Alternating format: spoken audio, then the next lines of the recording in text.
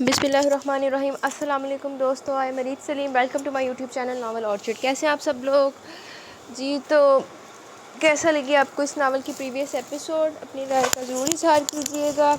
मैं अभी भी बड़ी मुश्किल से टाइम निकाल के आई हूँ। मैं थीसिस में बड़ी बुरी तरह से उलझी पड़ी हूँ और जो वाइवा है वो भी उसकी डेट कंफर्म नहीं है। परसों है कि फ्राइडे को है। तैयारी कुछ भी नहीं है। बस आप लोगों ने ज़रा सारी दुआएं करनी है। अब आएँ जल्दी से हम ये नावल कंप्लीट करते हैं। इंशाल्लाह कल न्यू नावल स्टार्ट करेंगे अगर ज़िंदगी रही तो हम नावल पढ़ रहे थे दश्ते गुमा में, रिटन बाय सुभाष स्कूल। क्या बात है सोबिया, तुम बहुत चुप हो। रात को बेडरूम में आई तो मुसलसल खामोशी थी। अरसलान ने फ़िक्रमंद होकर पूछा तो इसने धीमे लहजे में कहा, अरसल आपकी पप्पो हमारी शादी से खुश नहीं है। लेकिन मैं तो अपनी शादी से बहुत खुश हूँ और तुम भी, है ना? जी मगर अरसल हूँ। मुझे अच्छा लगा तुम्हारी ज़ुबान से अरसल सुनकर। इसका मतलब है कि तुम इस रिश्ते से दिल से खुश हो। वो इसे अपनी बाहों में लेकर मोहब्बत से बोला। खुश तो हूँ लेकिन डर भी लग रहा है मुझे, वो फ़िक्रमंद लहजे में बोली। तुम्हें डरने की ज़रूरत नहीं है, मैं जो हूँ तुम्हारे साथ।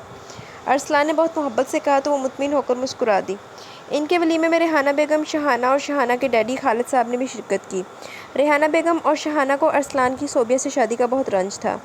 वो सोबिया को अरसलान से तलाक दिलवाने की मनसूबाबंदी कर रही थी। फ़िलहाल इन्होंने चुप साध ली थी और अरसलान से बहुत अच्छे तरीके से मिली थी, जैसे इन्हें इस शादी की बहुत खुशी हुई हो। अरसलान सोबिया और सनी को लेकर पहले अपने फार्म हाउस पर गया। चंद दिन वहाँ गुजारने के बाद इस्लामाबाद, मरी और भूरबन भी में हनीमून मनाया। अरसलान के साथ इनकी बीवी की हैसियत से रहते हुए सोबिया को मालूम हुआ कि अरसलान कितने अच्छे, मोहब्बत करने वाले और ख्याल रखने वाले शौहर हैं। नाइमा ने तो इनकी कदर ही नहीं की। सोबिया को अरसलान ने एक लम्हे के लिए भी ये एहसास नहीं होने दिया कि वो एक लावारिस और गरीब लड़की थी, जिसे इन्होंने सिर्फ इसकी ज़ात के हवाले से कबूल किया। इतनी मोहब्बत, इतनी चाहत, इतना ख्याल, इतना एहसास कब किया था किसी ने इसका? वो तो हर दम अल्लाह का शुक्र अदा करती थी। इसके चचा ने इसके निकाह के बाद इसके सर पर दस्ते शफ़क़त रखते हुए कहा था, सोबिया बेटी, आज मेरे दिल का बोझ उतर गया। मैं बहुत खुश हूँ बेटी कि अल्लाह ने मुझे इतना अच्छा दामाद दिया। तेरे सारे दुख सुख में बदल जाएंगे। तेरे गमों की जगह खुशियों का बसेरा होगा। आज तेरे सारे दुख दर्द दूर हो गए। खुदा तुझे सदा सुखी और आबाद रखे। और सोबिया को लगता कि चचा की बात कितनी सही थी। इनकी दुआएं इसके साथ थीं, जब भी तो वो इतनी खुशो खुरम अज़दवाजी ज़िंदगी गुजार रही थी। 3 माह पलक झपकते गुजर गए थे। आज सनी की पहली सालगिरह थी। अरसलान ने बहुत शानदार अंदाज में इस सालगिरह का एहतमाम किया था। अज़ीज़, दोस्त, रिश्तेदार सभी शरीक हुए थे। सोबिया ने सनी को गोद में लेकर इसका हाथ थामकर अरसलान के हाथ की गिरफ्त में सनी से केक कटवाया तो रेहाना बेगम और शहाना के सीने पर सांप लौटने लगे। अरसलान और सोबिया के चेहरों पर खुशी के हकीकी रंग बिखरे थे। रात के 10 बज रहे थे। वो सनी को सुलाकर बाहर टेरेस पर आ गई, जहाँ अरसलान चांदनी रात में सोचों में गुम खड़ा था। सोबिया को इसकी ज़िंदगी ने फ़िक्र में मुब्तला कर दिया। अरसल, इसने करीब होकर पुकारा। अरसलान ने मुस्कुराकर इसे देखा। कोई परेशानी है क्या? बिल्कुल भी नहीं। जब से तुम मेरी ज़िंदगी में आई हो, परेशानी मेरी ज़िंदगी से निकल गई है, ख़त्म हो गई है। अरसलान ने इसके चेहरे को मोहब्बत से देखते हुए कहा। सच? वो खुशी से मुस्कुरा दी। बिल्कुल सच। अरसलान ने इसके शानों के गिर्द बाजू हमाइल करके इसे अपने साथ लगाते हुए कहा। सोबी, घर इंसान के लिए जन्नत होता है। इसकी राहत, फरहत और मोहब्बत का मस्कन होता है। पहले मेरा घर आने को दिल नहीं चाहता था, सनी की खातिर आ जाता था, लेकिन जब से तुम इस घर में मेरी ज़िंदगी में आई हो, मेरा घर से बाहर जाने को दिल नहीं चाहता। तुमने सनी को वाकई वो प्यार दिया जो एक माँ को अपनी औलाद को देना चाहिए। तुमने मुझे जो आराम और मोहब्बत बख्शी है, अपनी आयत का एहसास दिया है, ये मेरी ज़िंदगी का सबसे कीमती सरमाया है और मैं इस सरमाए के बगैर बिल्कुल कंगाल और दिवालिया हो जाऊंगा। आप कभी कंगाल और दिवालिया नहीं होंगे। अब चलिए, यहाँ काफ़ी ठंड है, अंदर चलकर सो जाएं। सुबह ऑफिस पे तो जाना है आपने? सोबिया ने इसके सीने पर हाथ रखकर कहा। हाँ, सनी सो गया है? जी, इसने चांद को देखते हुए कहा तो इसके दिलकश चेहरे पर नज़रें जमाकर नरमी से बोला। सोबिया, मैं चाहता हूँ कि हम अपनी शादीशुदा ज़िंदगी का पहला साल सिर्फ सनी के साथ गुजारें। हम ये साल हनीमून मनाते गुजारें और सनी का दूसरा भाई या बहन हमारी शादी के दूसरे साल में हमारे दरमियान आए। अब कह रहे हैं? सोबिया हया से मुस्कुराते लहजे में बोली। क्यों, क्या हुआ? कुछ नहीं। वो हंस पड़ी तो वो इसका चेहरा ऊपर उठाकर देखते हुए बोला। क्या ऐसा कुछ हो गया है? मुझे क्या पता, वो शर्मीलेपन से हंसती। चलो, मैं कल तुम्हें डॉक्टर के चेकअप के लिए लेडी डॉक्टर के पास ले चलूँगा। अगर ऐसा कुछ है तो कोई बात नहीं, तो बहुत खुशी की बात होगी हमारे लिए। हम दोनों अपने बच्चों को मिलकर संभालेंगे, मिलकर पालेंगे। मैं तो सिर्फ तुम्हारी और सनी की सेहत की खातिर कह रहा था। तब तक सनी भी ज़रा बड़ा हो जाएगा, दूसरे बच्चे को संभालने में कुछ आसानी हो जाएगी। वरना ऐसी तो कोई बात नहीं, तुम किसी किस्म की टेंशन मत लेना। अरसलान ने इसके बालों को छेड़ते हुए नरम और मोहब्बत पाश लहजे में कहा। नहीं, मुझे मालूम है आप बहुत केयरिंग हैं। आप जैसा चाहेंगे वैसा ही होगा। सोबिया ने मोहब्बत से देखते हुए कहा तो वो खुशी से मुस्कुरा दिया। जो अल्लाह चाहेगा हमें मंजूर होगा। चलो अंदर चलें, ठंड वाकई बढ़ रही है। ارسلان نے محبت سے کہا اور اسے اپنے سنگ لگائے اندر چلا گیا۔ اگلا دن معمول کے مطابق شروع ہوا تھا اور ارسلان کے آفس جانے کے بعد اس نے سنی کو ناشتہ کروایا، منہ دھلا کر تیار کیا، گھر کے کام اپنی نگرانی میں کرائے، دوپہر کا کھانا خود پکایا کہ ارسلان کو اس کے ہاتھ کا کھانا بہت پسند تھا اور وہ اس کے لیے پکا کر خوشی محسوس کرتی تھی۔ سنی کھیلتے کھیلتے تھک گیا تو اس نے پہلے سے کھچڑی کھلائی اور وہ ٹھوس غذا بھی شوق سے کھاتا تھا۔ نمکین چیزیں اسے بہت مرغوب تھیں۔ چند نوالے کھا کر اس نے فیڈر کی فرمائش کر دی، مما دودھ پینا، لو میرا بیٹا دودھ پی لو۔ اس نے فیڈر اس کے منہ میں دے دیا۔ وہ فیڈر ختم کرتے ہی اپنی جگہ لیٹا لیٹا سو گیا۔ صوبیہ نے اس کے چاروں جانب بیڈ پر تکیے اور کشن لگا دیا تاکہ وہ سوتا ہوا نیچے نہ جا گرے، اور پھر اس کا ماتھا چوم کر وہاں سے اٹھ گئی۔ وضو کر کے ظہر کی نماز ادا کی۔ جائے نماز رکھ کر جب وہ مڑی تو اس کے پیروں تلے سے زمین نکل گئی۔ سنی بیڈ پر موجود نہیں تھا۔ اس نے بیڈ کے چاروں جانب بھاگ کر دیکھا، بیڈ کے نیچے دیکھا، اس کے جھولے میں سب جگہ دیکھ لیا، مگر سنی کہیں نہیں تھا۔ سنی، سنی بیٹا کہاں؟ میرے بیٹے چندہ کہاں ہو تم سنی؟ وہ اسے پکارتی ہوئی کمرے سے باہر بھاگی۔ ملازموں کو آوازیں دی، وہ بھی دوڑے چلے آئے۔ سنی کہاں ہے؟ اس نے زبیدہ سے پوچھا۔ بیگم صاحبہ آپ کے پاس تھے سنی بابو تو؟ زبیدہ نے حیران ہو کر جواب دیا، ہاں مگر میں نے اسے بیڈ پر سلا دیا تھا، اسے کون لے گیا وہاں سے اٹھا کر؟ وہ چیختی آواز میں بولی۔ وہ یوں پریشان ہو رہی تھی جیسے اس کا سگا بیٹا گم ہو گیا۔ تم نے تو نہیں اٹھایا بیگم صاحبہ؟ ہم نے تو نہیں اٹھایا بیگم صاحبہ، زبیدہ اور چوکیدار نے جواب دیا۔ تو کون لے گیا میرے بیٹے کو؟ چوکیدار کون آیا تھا ابھی؟ بیگم صاحب ہم تو ابھی نماز پڑھنے گیا تھا، اس دوران کوئی آیا ہو تو ہم کو نہیں معلوم، چوکیدار غلام خان نے جواب دیا۔ یا اللہ میرے سنی کو اپنی امان میں رکھنا۔ وہ رو پڑی۔ بیگم صاحبہ ہم ڈھونڈتا سنی بابو کو، آپ پریشان نہ ہو، ہم سب جگہ دیکھتا ہے جا کر، چوکیدار نے اسے تسلی دیتے ہوئے کہا۔ جی بیگم صاحبہ آپ حوصلہ رکھیں، سنی بابو مل جائیں گے، ہم گھر میں ڈھونڈتے ہیں انہیں، زبیدہ نے کہا تو وہ صوفے پر بیٹھی اور فون سیٹ اٹھا کر ارسلان کے آفس کا نمبر ملانے لگی۔ ہیلو، ارسلان کی آواز اس کے کانوں میں پڑی۔ ارسل، وہ اس کی آواز سنتے ہی بے قراری سے بولو۔ کہو ارسل کی جان، میں تو آنے ہی والا تھا، کیا ہوا خیریت تو ہے؟ آپ فوراً گھر پہنچے، اس نے روتے ہوئے کہا۔ سوبی کیا ہوا، تم رو کیوں رہی ہو؟ گھبرا کر وہ پوچھنے لگا۔ آپ گھر آئیں گے تو آپ کو بتا دوں گی، پلیز جلدی پہنچے ارسل، اس نے روتے ہوئے کہا۔ اوکے ریلیکس، میں پہنچ رہا ہوں۔ ارسلان نے یہ کہہ کر فون بند کر دیا۔ بیگم صاحب ہم نے تو گھر سے باہر تک دیکھ لیا، کوئی نہیں ہے، خدا خیر کرے، ہمارے سنی بابو کدھر چلا گیا؟ چوکیدار نے تھوڑی دیر بعد آ کر اسے بتایا تو وہ دل تھام کر بیٹھ گئی اور بھیگی لہجے میں بولی، سنی خود کیسے باہر جا سکتا ہے؟ اسے ضرور کسی نے اغوا کیا، میرے بچے کو کوئی اغوا کر کے لے گیا، ہم سنی بابو کو اغوا کرنے والے کا قیمہ بنا دے گا، ہم دیکھتے ہیں شاید صاحب آ گیا ہے۔ غلام خان یہ کہہ کر باہر بھاگا تو وہ سر پکڑ کر رونے لگی۔ صوبیہ کیا ہوا، کیوں رو رہی ہو تم؟ ارسلان تیزی سے اندر داخل ہوا۔ ارسل، ارسل سنی نہیں ہے، ہمارا سنی گم گیا ہے ارسل۔ وہ اس کے پاس لپک کر پہنچی اور اس کے سینے پر ہاتھ رکھ کر روتے ہوئے بولی، کیا؟ ارسلان کو جیسے 1000 وولٹ کا کرنٹ لگا، وہ ایک جھٹکے سے ایک دم پیچھے ہٹ گیا، اس کی ریڑھ کی ہڈی میں سردی کی لہر دوڑ گئی۔ کیا کہہ رہی ہو تم؟ ہوش میں تو ہو تم؟ کہاں ہے سنی؟ کیسے گم ہو گیا میرا بیٹا؟ بولو کہاں ہے سنی؟ وہ اسے شانوں سے پکڑ کر جھنجھوڑتے ہوئے غصے اور صدمے سے چیخ کر پوچھ رہا تھا۔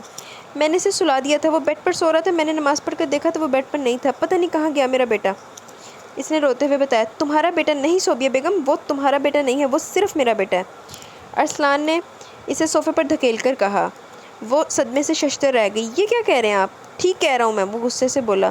سنی صرف میرا بیٹا ہے، رات میں نے تم سے اولاد کی خواہش کا جو اظہار کیا تمہیں اس نے خوفزدہ کر دیا تھا نا، تمہیں اپنی اولاد چاہیے تھی نا، تم بھلا کیوں چاہو گی کہ میرا بیٹا میری جائیداد کا وارث بنے؟ تم نے خود سنی کو غائب کروایا، آپ غلط سمجھ رہے ہیں، اس نے روتے ہوئے کہا۔ میں نے پہلے تمہیں غلط سمجھا تھا، صحیح تو اب سمجھاؤں میں تمہیں، بولو کہاں ہے سنی؟ وہ اس کا بازو پکڑ کر رسیلے لہجے میں بولا تو اس کی ساری ہمت، سارا مان، یقین، اعتبار ختم ہو گیا۔ وہ تو اس سے اپنی ساری خوشیاں، سارے مان، یقین، اعتبار کے رشتے جوڑ چکی تھی، اس نے اس کا سب کچھ ختم کر دیا۔ ویسے ارسلان کتنی بری بات ہے کہ ایک تو وہ تمہارے بچے کو ماں بن کے پال رہی ہے، اور اوپر سے اگر وہ سنی کہیں ادھر ادھر ہو گئے تو تم بجائے اس کو باہر ڈھونڈنے کے تم سب سے پہلے شک ہی اس پہ کر رہے ہو۔ واہ ماں صدقے تیرے تھے۔ اچھا میں بھلا اسے کیوں غائب کراؤں گی؟ تاکہ میری جائیداد پر قبضہ کر سکو، وہ غصیلے لہجے میں بولا تو ملازم بھی اس کے شک پر حیران رہ گئے، ہراساں سے ان کی باتیں سن رہے تھے کہ ریحانہ بیگم آ گئی اور وہ ادھر ادھر ہو گئے۔ میں نے ریحانہ بیگم جڑی آئی ہے نا، یہی فساد دی جڑ لگ رہی ہے، مان لو میری گل سارے تسی۔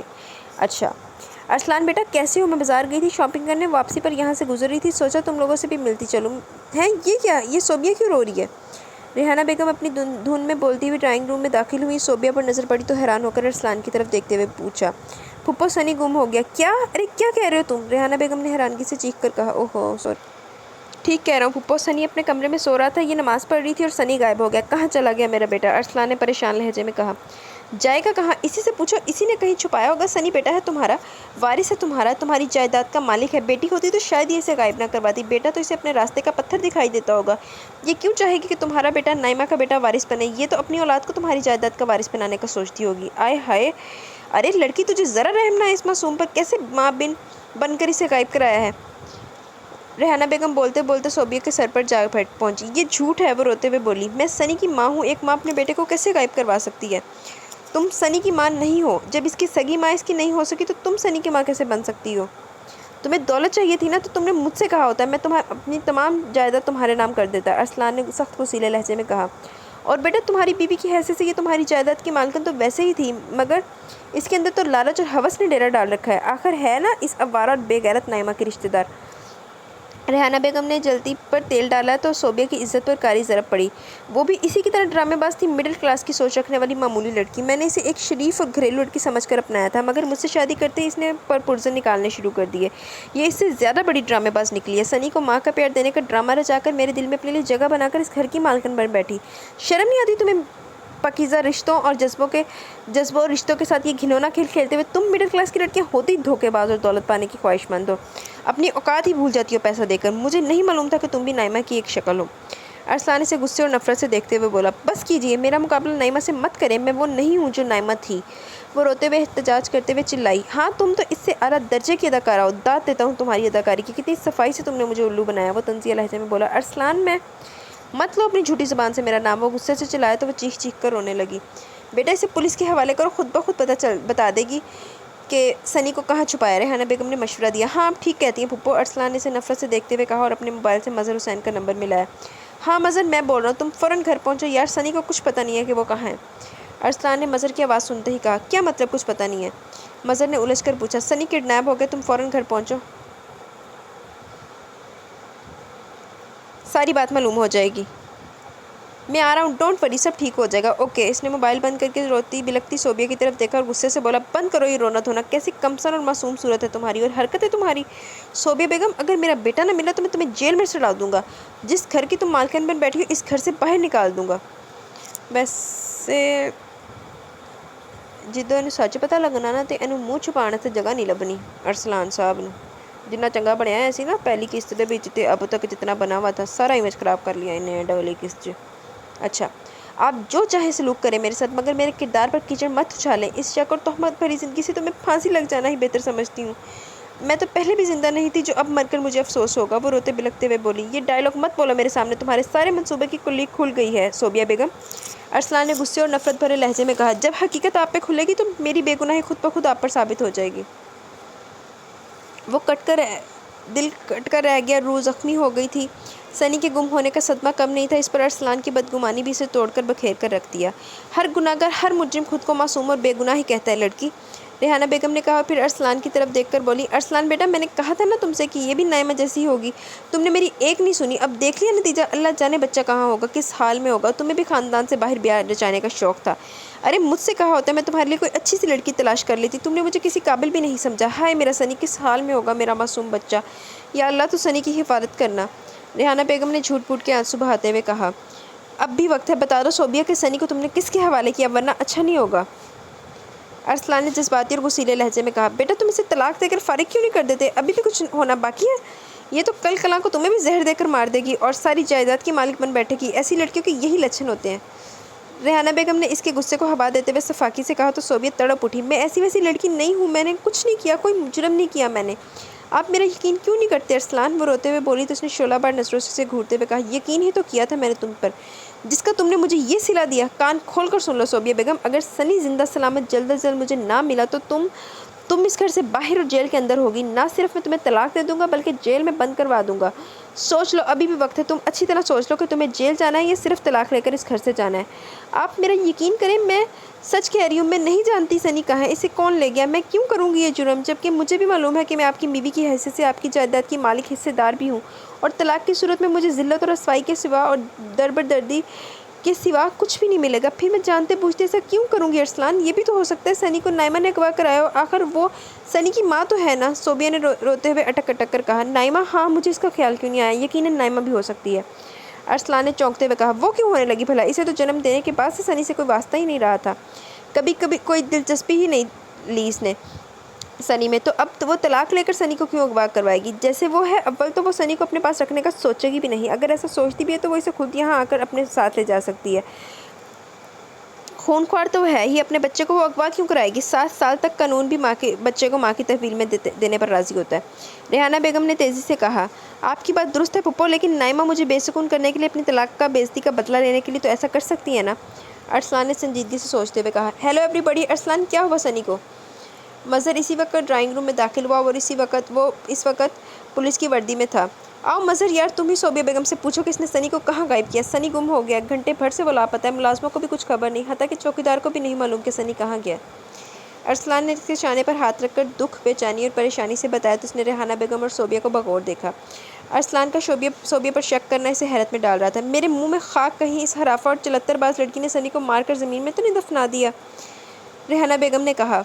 नहीं, सोबिया चीख उठी, इसके अंदर की ममता तड़प गई थी। मत करें ऐसी बातें, कुछ नहीं होगा मेरे सनी को, वो नहीं मर सकता।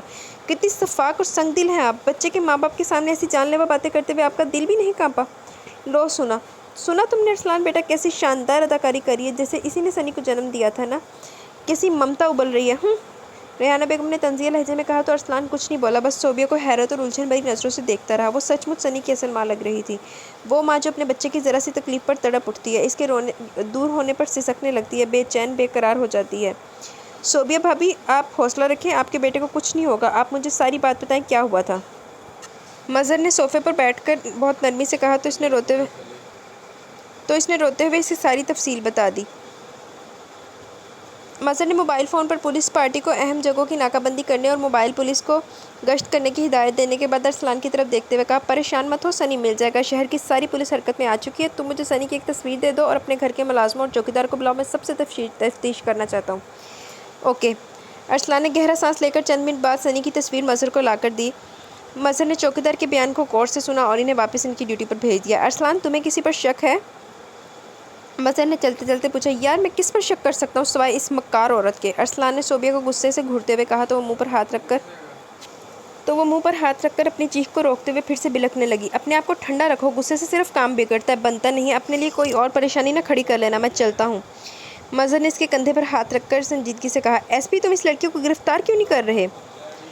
रेहाना बेगम ने कहा, मैंने किस बुनियाद पर गिरफ्तार करूं? मज़हर अपनी कैप सर पर रखते हुए वापस मुड़ा। शक की बुनियाद पर तफ्तीश के बाद यकीन खुद ब खुद हो जाएगा तुम्हें यही मुजरिम है। मैंने तफ्तीश कर ली है, अगर ज़रूरत हुई तो हम इन्हें थाने बुलवा लेंगे। वैसे भाभी, आप घर से बाहर मत जाइएगा, मज़हर ने सोबिया से कहा। मज़हर भाई, आप ही मुझ पर शक कर रहे हैं? सोबिया ने इस अंदाज से कहा कि मज़हर का दिल मोम की तरह पिघल गया। इसे वो कहीं से भी मुजरिम और कसूरवार नहीं लग रही थी। वो इसे किसी गहरी साजिश का शिकार दिखाई दे रही थी। भाभी, शक से ही हमारा काम शुरू होता है, लेकिन आप मुतमिन रहिए, मैं किसी बेगुनाह को सज़ा नहीं होने देता। सज़ा मुजरिम को ही मिलेगी, ख्वाह वो कोई भी हो। मज़हर ये कहकर बाहर निकल गया। मेरा नाम भी रेहाना बेगम है, तुम्हें इस घर से जलील करके ना निकलवाया तो बात करना, देखूंगी कैसे रहती हो अरसलान की बीवी बनकर, इसकी जायदाद की मालिक बनकर। मैं अरसलान को अपना दामाद बनाकर ही दम लूँगी। शाहाना के इतने अच्छे अच्छे रिश्ते मैंने इसी चक्कर में ठुकरा दिए कि अरसलान इसे अपना लेगा। याद रखना लड़की, मैं तुम्हें तलाक दिलवा कर ही रहूँगी। इस घर पर हुक्मरानी के करने के ख्वाब भूल जाओ। देखो तो मैं करती क्या हूँ। अरसलान खुद तुम्हें इस घर से निकाल बाहर करेगा। सोबिया को रेहाना बेगम की कही हुई बातें हरफ बहरफ याद आने लगी। इसने चौंक कर इनका चेहरा देखा। फ़तह का नशा छलक रहा था। एकदम अपनी जगह से उठी और बाहर भागी। मज़हर भाई हैं? अरे पकड़ो इसे, भाग गई तो बच्चा कैसे मिलेगा? रेहाना बेगम ने चीख कर कहा। अरसलान भी इसके पीछे दौड़ा। मज़हर भाई। वो मज़हर को पुकारती इसकी गाड़ी के करीब आ गई। मज़हर इसकी आवाज़ सुनते ही गाड़ी से उतरकर इसके पास आ गया। क्या हुआ भाभी? मज़हर भाई, मेरा बेटा मिल जाएगा ना, इसे आप बचा लें, वरना वो इसे मार देंगी। मेरे सनी को बचा लें मज़हर भाई, इसने हाँफते रोते भीगते लहजे में कहा। अरसलान इसे मज़हर के पास खड़ा देखकर दरवाजे पर ही रुक गया था। भाभी, कौन मार देगा आपके सनी को? आपको किस पर शक है? शक नहीं, यकीन है। किस पर? कौन है वो? मज़हर ने हैरत और बेताबी से तजस्सुस होकर पूछा। वो जो अंदर आई बैठी हैं, इसने हिचकियाँ ले लेकर बताया। कौन? रेहाना बेगम, अरसलान की फुप्पो। जी भाई, उन्होंने मुझे शादी के दूसरे दिन धमकी दी थी कि वो मुझे इस घर से जलील करा के अरसलान से तलाक दिलवा कर निकलवा के दम लेंगी और अपनी बेटी शाहाना की शादी अरसलान से करेंगी ताकि इनकी प्रॉपर्टी की मालिक बन सके। उसने आंसू और हिचकियों के दरमियान इसे सारी हकीकत से आगाह करते हुए कहा तो वो इसकी बात समझने वाले अंदाज में सर हिलाते हुए बोला, مجھے بھی ان کے سنی کے اغوا کے فوراً بعد یہاں پہنچ جانے پر اور بار بار آپ کو گرفتار کر کے لے جانے پر اصرار کرنے پر شک تو گزرا تھا۔ مظہر بھائی، آپ ریحانہ بیگم اور ہمارے گھر کے ٹیلی فون ریکارڈ کروائیں اور ریحانہ بیگم پر نظر رکھیں، ان کے گھر کے باہر خفیہ پہرا لگا دیں، کسی انجانے بندے کو یا عورت کو کسی بہانے سے ان کے گھر بھیجیں، کچھ کریں مظہر بھائی۔ میرا دل کہتا ہے میرا سنی، میرا بیٹا ان کے پاس ہی ہوگا، وہ سنی کو کوئی نقصان نہ پہنچا دیں، آپ پلیز جلدی کچھ کریں، میں نہیں رہ سکتی سنی کے بغیر، پلیز کچھ کریں، اس نے بے کلی سے روتے ہوئے کہا۔ بھابھی، آپ نے تو میرے کرنے کا کام بھی اور طریقہ بھی مجھے خود ہی بتا دیا، بہت ذہین ہیں آپ، اور آپ اطمینان رکھیں بھابھی، میں آپ کے بیٹے کو بہت جلد آپ کے پاس لے آؤں گا، بس آپ خود کو سنبھالیں۔ مظہر نے نرمی سے کہا، بھائی آپ ارسلان کو کچھ مت بتائیے گا، وہ تو پہلے ہی مجھ سے بدگمان ہے، اگر انہیں پتہ چل گیا کہ میں نے ان کی پھپھو پر شک ظاہر کیا تو وہ مجھے فوراً ہی طلاق دے دیں گے، پھر میں کہاں جاؤں گی، اس نے بے بسی سے روتے ہوئے کہا۔ بھابھی، آپ مجھے بھائی کہتی ہیں، آپ میری بہن جیسی ہیں، پریشان مت ہو، میں ہوں نا آپ کا بھائی، اول تو ارسلان اب کوئی اور حماقت نہیں کرے گا، اگر کی بھی تو میرا گھر حاضر ہے، بس آپ روئیں نہیں، دعا کریں، انشاءاللہ سنی صحیح سلامت بازیاب ہوگا اور اصل مجرم بھی پکڑے جائیں گے۔ مظہر نے اس کے سر پر دستِ شفقت رکھ کر نرمی سے کہا، شکریہ بھائی، کیا آپ نائمہ کے گھر جائیں گے؟ نہیں بھابھی، وہ بیچاری تو اپنے اصل گھر پہنچ چکی ہے، میں سمجھی نہیں۔ بھابھی، پچھلے ہفتے ریش ڈرائیونگ کرتے ہوئے نائمہ اپنے ایک دوست کے ساتھ کار ایکسیڈنٹ میں ہلاک ہو گئی تھی۔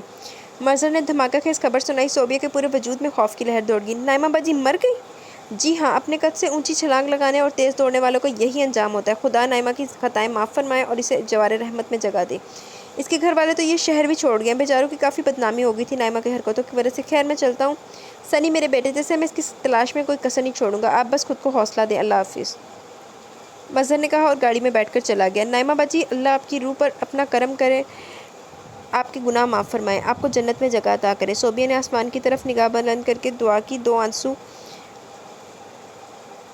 نائمہ کی موت کا سن کر اس کی آنکھوں سے بہہ نکلے۔ وہ اپنے آنسو پہنچتی اندر آ رہی تھی۔ ارسلان دروازے کے پاس کھڑا اسے دیکھ رہا تھا، اس نے بہت دکھ سے اسے دیکھا اور اندر چلی گئی۔ ارسلان بھی گاڑی لے کر سنی کی تلاش میں باہر نکل گیا۔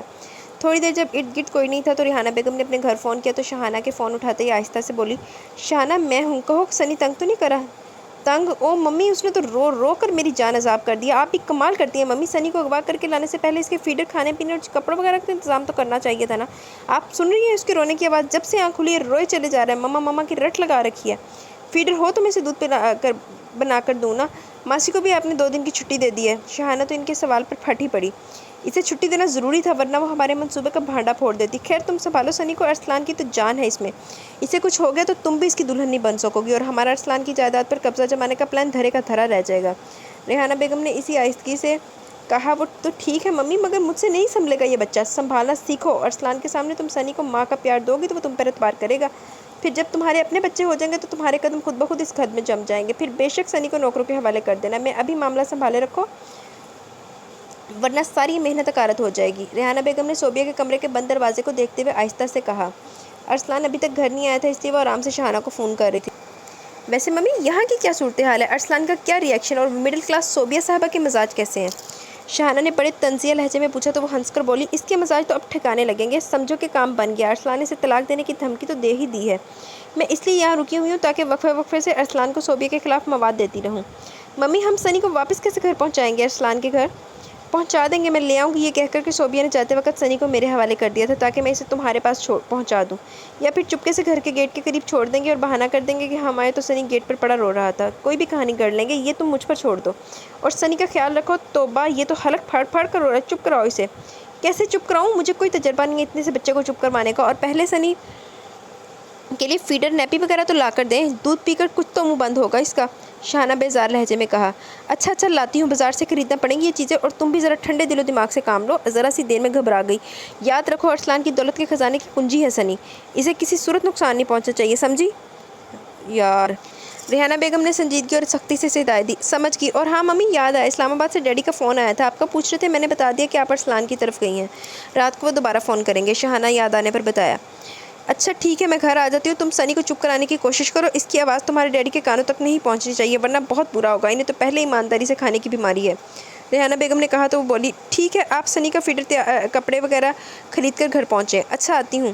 ریحانہ بیگم نے یہ کہہ کر فون بند کر دیا اور چوروں کی طرح چاروں جانب دیکھا، کوئی بھی نہیں تھا، انہوں نے اطمینان کا سانس لیا اور اپنا پرس اٹھا کر باہر نکل آئی۔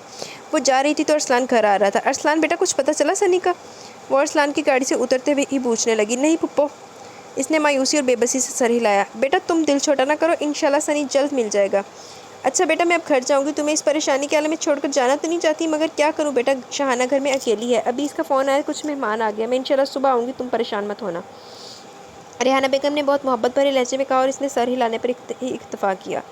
ریحانہ بیگم اپنی گاڑی میں بیٹھ کر مارکیٹ گئی، سنی کے لیے فیڈر، نیپیز اور ریڈی میڈ کپڑے وغیرہ خرید کر گھر روانہ ہو گئی۔ پولیس کی سادہ وردی میں نفری میں ان کے تعاقب میں تھی، خود مظہر نے ان کے دکان سے نکلتے ہی دکاندار سے ان کی خریدی ہوئی اشیاء کے متعلق پوچھ گچھ کی تھی۔ ثبوت تو مل گیا تھا اسے، مگر وہ انہیں مکمل اور ٹھوس ثبوت کے ساتھ رنگے ہاتھوں گرفتار کرنا چاہتا تھا۔ اپنے ساتھیوں کو الرٹ رہ کر پہرا دینے کی ہدایت کر کے خود وہ ٹیلی فون ایکسچینج کی جانب روانہ ہو گیا۔ آبزرویشن تو وہ ارسلان اور ریحانہ بیگم کے گھروں کے ٹیلی فونز پر اس وقت لگوا چکا تھا جب وہ ارسلان کے گھر سے صوبیہ سے بات کر کے نکلا تھا۔ کچھ پتہ چلا سنی کا؟ صوبیہ نے ارسلان کے بیڈ روم میں داخل ہوتے دیکھ کر بے قراری سے پوچھا تو وہ سپاٹ لہجے میں بولا، تمہیں تو سب کچھ معلوم ہے کہ سنی کہاں ہے، پھر مجھ سے کیوں پوچھ رہی ہو؟ میں آپ کو کیسے یقین دلاؤں کہ میں نے سنی کو غائب نہیں کروایا؟ مجھے یقین دلانے کی کوئی ضرورت نہیں ہے، کیونکہ مجھے اب تمہاری کسی بات کا یقین نہیں ہے، مجھے تم پر اعتبار نہیں رہا، اور دور ہو جاؤ میری نظروں سے، میں تمہاری صورت نہیں دیکھنا چاہتا، نہ تمہاری آواز سننا چاہتا ہوں۔ 24 گھنٹے کے اندر اگر سنی گھر نہ پہنچا تو تم گھر سے باہر ہوگی، طلاق نامے کے کاغذ کے ساتھ، ہاتھوں میں ہتھکڑیاں ہوں گی تمہارے۔ ارسلان غصے سے پھٹ پڑا اور صوبیہ کا دل شدت غم سے۔ ٹھیک ہے، 24 گھنٹے سے پہلے آپ بھی کچھ نہیں کریں گے، اس نے اپنے آنسو ضبط کرتے ہوئے کہا۔ آپ کو معلوم ہے کہ نائمہ باجی روڈ ایکسیڈنٹ میں فوت ہو گئی ہیں ہفتہ پہلے؟ تمہیں یہ بات کس نے بتائی؟ وہ حیرت اور غصے سے دیکھتے ہوئے بولا۔ مظہر بھائی نے۔ چلو وہ تو اپنے انجام کو پہنچ گئی، خدا اس کی گناہ معاف کرے، اب تو ساری بات واضح ہوگی، نائمہ مرنے کے بعد تو سنی کو اغوا نہیں کرا سکتی نا، اس ساری پلاننگ کے پیچھے تمہارا ہاتھ ہے، وہ تلخی سے بولا۔ کل تک معلوم ہو جائے گا اس ساری پلاننگ کے پیچھے کس کا ہاتھ ہے۔ وہ یہ کہہ کر کمرے سے باہر آ گئی۔ رات بھی ہو گئی، ان دونوں نے دوپہر سے کھانا نہیں کھایا تھا، بھوک ہی مر گئی تھی۔ گھر میں موٹا سا سناٹا طاری تھا، سب کے دل اور چہرے افسردہ اور پریشان تھے۔ صوبیہ سونے کے لیے کمرے میں نہیں گئی تھی، لاؤنج میں ہی بیٹھی روتی اور قرآن پاک پڑھتی رہی۔ ارسلان بستر پر کروٹیں بدل بدل کر تھک گیا، سنی کی یاد اسے بے چین کری تھی، وہ کہاں ہوگا، کس حال میں ہوگا، اسے اس کی فکر ستا رہی تھی۔ وہ کمرے میں نکل کر باہر آیا، لاؤنج کی لائٹ آن دیکھی تو اسی طرف آ گیا، اور پردہ ہٹا کر جو منظر دیکھا اس نے اس کے دل کی دنیا ہلا کر رکھ دی۔ صوبیہ جائے نماز پر بیٹھی، تہجد کی نماز ادا کر کے دونوں ہاتھ اللہ رب العزت کے حضور پھیلائے آنسوؤں کے سیلاب بہاتے ہوئے گڑ گڑا کر دعا مانگ رہی تھی، فریاد کر رہی تھی، یا اللہ میرے بیٹے کو اپنی حفظ و امان میں رکھنا، سنی جہاں کہیں بھی ہے خیریت سے ہو، اس پر آنچ بھی نہ آنے دینا، میرا بیٹا مجھے حفاظت سے صحیح سلامت واپس لوٹا دے مالک، میں کہاں ڈھونڈوں سنی کو، میرا شوہر مجھ پر شک کر رہا ہے، مگر تو جانتا ہے میرے مالک کہ میں نے سنی کو غائب نہیں کرایا، میں نے دل و جان سے اسے اپنا بیٹا مان لیا تھا، پھر ارسلان کیوں میرا یقین نہیں کرے؟ یا اللہ، یا قادر، یا عزیز، یا قوی، تیرے اختیار میں تو سب کچھ ہے نا، تو میرے بچے کو مجھ تک پہنچا دے، میں یہاں سے چلی جاؤں گی، مجھے یہ مال و دولت، آرام و آسائش نہیں چاہیے، میرے مالک مجھے تو صرف میرا بیٹا چاہیے، بے شک ارسلان مجھے چھوڑ دے مگر سنی مجھے مل جائے، تاکہ میں ارسلان کی نظروں میں سرخرو ہو سکوں، تاکہ میری ممتا کو قرار آ سکے، میرا سنی مجھے لوٹا دے مالک۔ صوبیہ کی ہچکیوں اور آنسوں بھری فریاد سن کر ارسلان کا دل ہی نہیں آنکھیں بھی بھر آئیں۔ وہ ہونٹ بھیجتا، مٹھیاں بند کرتا واپس بیڈ روم میں آ گیا اور پانی سے بھرا گلاس اٹھا کر ایک ہی سانس میں خالی کر دیا۔ اللہ کے سامنے تو انسان صرف سچ بولتا ہے، اس کے سامنے جھوٹ بولنے کی کوئی جرات ہی نہیں کر سکتا، اس کا مطلب ہے کہ صوبیہ بے گناہ ہے، وہ معصوم ہے، اس نے سنی کو غائب نہیں کروایا، نائمہ مر چکی ہے، اس کی فیملی شہر چھوڑ چکی ہے، تو پھر کون ہے جس نے ہمارا بیٹا اغوا کیا؟ ارسلان نے خود سے سوال جواب کرتے ٹہلتے ہوئے سوچا، مگر اسے کوئی سرا نہیں مل رہا تھا، تھک کر وہ بیڈ پر گر گیا، آنکھ کھلی تو صبح کے 8 بجے ہی کھلی۔ اس نے اپنے برابر میں خالی جگہ کو دیکھا جہاں کل تک صوبیہ اور سنی سویا کرتے تھے، دونوں کو نہ پا کر اس کا دل بے قرار ہو کر دھڑکا۔ وہ ننگے پاؤں باہر بھاگا، صوبیہ بے قراری کے عالم میں روتی ہوئی ڈرائنگ روم میں چکر لگا رہی تھی، وہ اس کی حالت دیکھ کر حیران رہ گیا، یوں لگتا تھا جیسے اس کا سگا بیٹا گم ہو گیا ہو، اس وقت وہ اسے ایک دکھی اور پریشان ماں نظر آ رہی تھی۔ وہ دروازے پر ہی رک گیا اور اسے دیکھنے لگا، وہ کبھی بیٹھتی کبھی کھڑی ہو جاتی اور چکر لگانے لگتی۔ یا اللہ، میں کیا کروں، میرا سنی کہاں چلا گیا میرے اللہ؟ وہ بولتے بولتے رو پڑی اور صوفے پر سر پکڑ کر بیٹھ گئی۔ چند لمحوں بعد ایک دم سے اٹھی، ٹیلی فون سیٹ کے قریب رکھے صوفے پر آ بیٹھی اور مظہر کا موبائل نمبر ڈائل کیا۔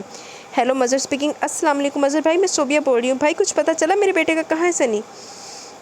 اس نے بھیگتی آواز میں پوچھا۔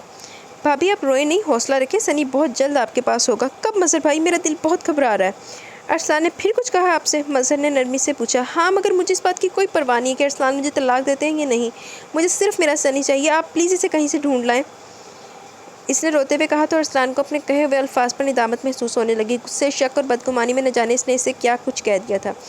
بھابھی کچھ دیر صبر سے گزار لیں، انشاءاللہ سنی خیریت سے آپ کے پاس پہنچ جائے گا، آپ کا یقین درست تھا، ہم اصل مجرم تک پہنچ گئے ہیں، آپ اطمینان رکھیں، میں تھوڑی دیر تک خود گھر آؤں گا، ارسلان کو ساتھ لے کر جاؤں گا تاکہ وہ اصل مجرموں کو اپنی آنکھوں سے دیکھ لے اور آپ کی بے گناہی اس پر ثابت ہو جائے، اوکے؟ مظہر نے نرمی سے کہا۔ تھینک یو بھائی، اس نے کہہ کر ریسیور کریڈل پر رکھ دیا اور سنی کی صورت کی نگاہوں میں آنسو آئی تو وہ دونوں ہاتھوں میں چہرہ چھپا کر پھوٹ پھوٹ کر رونے لگی۔ ارسلان نے اس کی جانب بڑھنا چاہا مگر شرمندگی سے واپس مڑ گیا۔ نہا کر تیار ہو کر آیا تو مظہر پہنچ گیا۔ اس نے زبردستی سے ناشتہ کروا اور اپنے ساتھ جیپ میں بٹھا لیا۔ تم کہاں لے جا رہے ہو مجھے؟ ارسلان نے اسے گاڑی ڈرائیو کرتے دیکھ کر پوچھا۔ سنی سے ملوانے۔ کیا سچ؟ سنی مل گیا؟ کہاں ہے میرا بیٹا؟ وہ ٹھیک تو ہے نا؟ ارسلان نے بے قراری اور بے تابی سے سوالات کی بچھاڑ کر دی۔ وہ بالکل ٹھیک ہے اور میری ٹیم ٹھکانے پر پہنچ چکی ہوگی اب تک، اس نے گھڑی میں وقت دیکھ کر بتایا۔ کس نے اغوا کیا تھا میرے بیٹے کو؟ کیا صوبیہ کا اس معاملے میں کوئی ہاتھ ہے؟ ایک لگاؤں گا الٹے ہاتھ کی، مظہر نے اسے غصے سے ہاتھ دکھا کر کہا۔ تمہیں صحیح غلط اچھے برے کی کوئی پہچان ہی نہیں۔ دیکھ لینا خود اپنی آنکھوں سے کہ مجرم کون ہے، تاکہ یہ جو تمہاری آنکھوں پر شک، بے یقینی اور بدگمانی کی پٹی بندھی ہے نا، یہ اتر سکے۔ یار تو اس قدر غصہ کیوں ہو رہا ہے؟ ارسلان نے جھلا کر پوچھا۔ صبر کر، ابھی معلوم ہو جائے گا، اور پھر تو خود اپنے آپ پر غصہ ہو رہا ہوگا۔ تیرا دماغ صرف بزنس میں چلتا ہے، بیویوں کو سمجھنے کے معاملے میں تو کورا ہے، حماقتیں بھی کرتا ہے اور جب خمیازہ بھگتنا پڑتا ہے تو روتا بھی ہے، کڑتا بھی اور جلاتا بھی ہے، مظہر نے نہایت سنجیدہ اور سپاٹ لہجے میں کہتے ہوئے گاڑی ریحانہ بیگم کے بنگلے کے قریب روک دی۔ یہ تو پھپھو کے گھر کیوں لے آیا مجھے؟ ارسلان نے گیٹ کے دیکھ کر چونک کر پوچھا تو وہ گاڑی سے اترتے ہوئے بولا۔ ایسے ہی ذرا پھپھو جان سے حال احوال ہی پوچھ لوں۔ یار مجھے سنی سے ملنا، نہ جانے وہ کس حال میں ہوگا۔ وہ جیپ سے اتر کر بولا۔ ابھی ملنے نہ سنی سے بھی، تم اندر تو چلو، مظہر نے کہا، اور گیٹ جو پہلے سے کھلا ہوا تھا اسے اندر داخل ہو گیا۔ ارسلان نے بھی اس کی پیروی کی۔ اندر کچھ پولیس والے دکھائی دیتے ڈرائنگ روم میں پہنچے تو ریحانہ بیگم اور شاہانہ خوف اور شرمندگی سے سر جھکائے کھڑی تھی۔ یس سر، بچہ برآمد ہو گیا، مبارک ہو آپ کو۔ تھانے دار سنی کو اٹھائے ارسلان کی طرف بڑھتے ہوئے بولا۔ سنی ارسلان کو دیکھتے ہی رونے لگا۔ سنی میرا بیٹا، میری جان۔ ارسلان نے فوراً سنی کو اس کی گود سے لے لیا اور اسے دیوانہ وار چومنے لگا۔ وہ اور زیادہ شدت سے رونے لگا۔ پاپا پاپا، مما مما پاش جانا، مما پاش جانا، سنی روتے ہوئے بول رہا تھا۔ ارسلان نے اسے اپنے سینے سے لگا لیا۔ یا اللہ تیرا شکر ہے میرا بیٹا صحیح سلامت مجھے مل گیا۔ اللہ کے بعد اب صوبیہ بھابھی کا بھی شکریہ ادا کرو جن کے پر یقین شک اور ان مجرموں تک پہنچنے کے طریقے بتانے پر ہم سنی کو برآمد کر سکے ہیں، مظہر نے کہا تو وہ ریحانہ بیگم اور شاہانہ کو حیرت اور دکھ سے دیکھتے ہوئے بولا۔ تو پھپھو آپ نے میرے بیٹے کو اغوا کیا تھا؟ کیوں پھپھو؟ میں بتاتا کیوں، مظہر نے کہا۔ یہ صوبیہ کو تم سے طلاق دلوا کر اپنی بیٹی شاہانہ کو تمہاری دلہن اور تمہاری دولت کی مالک بنانا چاہتی تھی، اس لیے انہوں نے ایک سوچی سمجھی پلاننگ کے مطابق سنی کو اغوا کیا اور الزام معصوم صوبیہ بھابھی پر دھر دیا۔ یہ جھوٹ ہے۔ ریحانہ بیگم اب بھی جھوٹ کا سہارا لینے سے باز نہ آئی، چیخ کر بولی۔ صوبیہ نے کل مجھے ارسلان کے جانے کے بعد خود بتایا تھا کہ سنی اس نے کس کے حوالے کیا ہے، اس نے طلاق کے ڈر سے سنی کو میرے پاس بھجوا دیا۔ میں تھوڑی دیر تک سنی کو ارسلان کے پاس گھر لے جانے والی تھی، صوبیہ نے میری منت کی تھی کہ میں ارسلان کو کچھ نہ بتاؤں، میں نے اس پر ترس کھا کر اس بات کو راز رکھا، مگر اس عیار عورت نے مجھے ہی پھنسوا دیا۔ خدا غارت کرے اسے۔ بس کیجیے ریحانہ بیگم، خدا کے قہر سے ڈریے، کیوں اس معصوم کی بد دعا دے رہی ہیں؟ کیا بگاڑا اس نے آپ کا؟ مجھے اندازہ نہیں تھا کہ آپ اس قدر گر سکتی ہیں۔ دولت کے لالچ میں سگے بھتیجے کے بیٹے کو اغوا کر لیا، شرم آ رہی ہے مجھے آپ کو اپنی شریک حیات کہتے ہوئے۔ خالد صاحب اسلام آباد سے سیدھے گھر پہنچے اور جو صورتحال دیکھ کر ان کو شدید صدمہ پہنچا تھا، وہ غصے سے بولے تھے۔ ان دونوں ماں بیٹی کے رنگ مزید زرد پڑ گئے۔ وہ تو اسلام آباد گئے ہوئے تھے، اچانک کیسے آ گئے؟ ان کی پلاننگ بھی ناکام ہو گئی تھی، وہ سب کی خاص کر خالد صاحب کی نظروں میں گر بھی گئی۔ میں آپ کی ٹیلی فون ٹیپ سنوا سکتا ہوں جس سے واضح ہو جائے گا کہ آپ ہی اصل مجرم ہیں۔ اور ارسلان، تم تو سنی کو صوبیہ بھابھی کے حوالے کر کے آؤ، ان کی ممتا کا امتحان تو ختم کرو، مظہر نے کہا۔ یہ سب کیا ہے یار؟ ارسلان نے حیرت، دکھ اور بے یقینی کے عالم میں پوچھا۔ یہ سب ہے حقیقت ہے میرے دوست، صوبیہ بھابھی بے قصور ہیں، میں جاؤ سنی کو ان کی گود میں دے کر آؤ، ساری حقیقت ثبوت سمیت تمہارے سامنے پیش ہو جائیں گی، مظہر نے کہا۔ ارسلان روتے ہوئے سنی کو پیار کیا اور گیٹ کی طرف بڑھ گیا۔ رشید، اپنی گاڑی میں ارسلان صاحب کو گھر لے جاؤ اور واپس بھی لیتے آنا، مظہر نے اپنے سپاہی کو حکم دیا۔ وہ فوراً تکمیل کے لیے چل دیا۔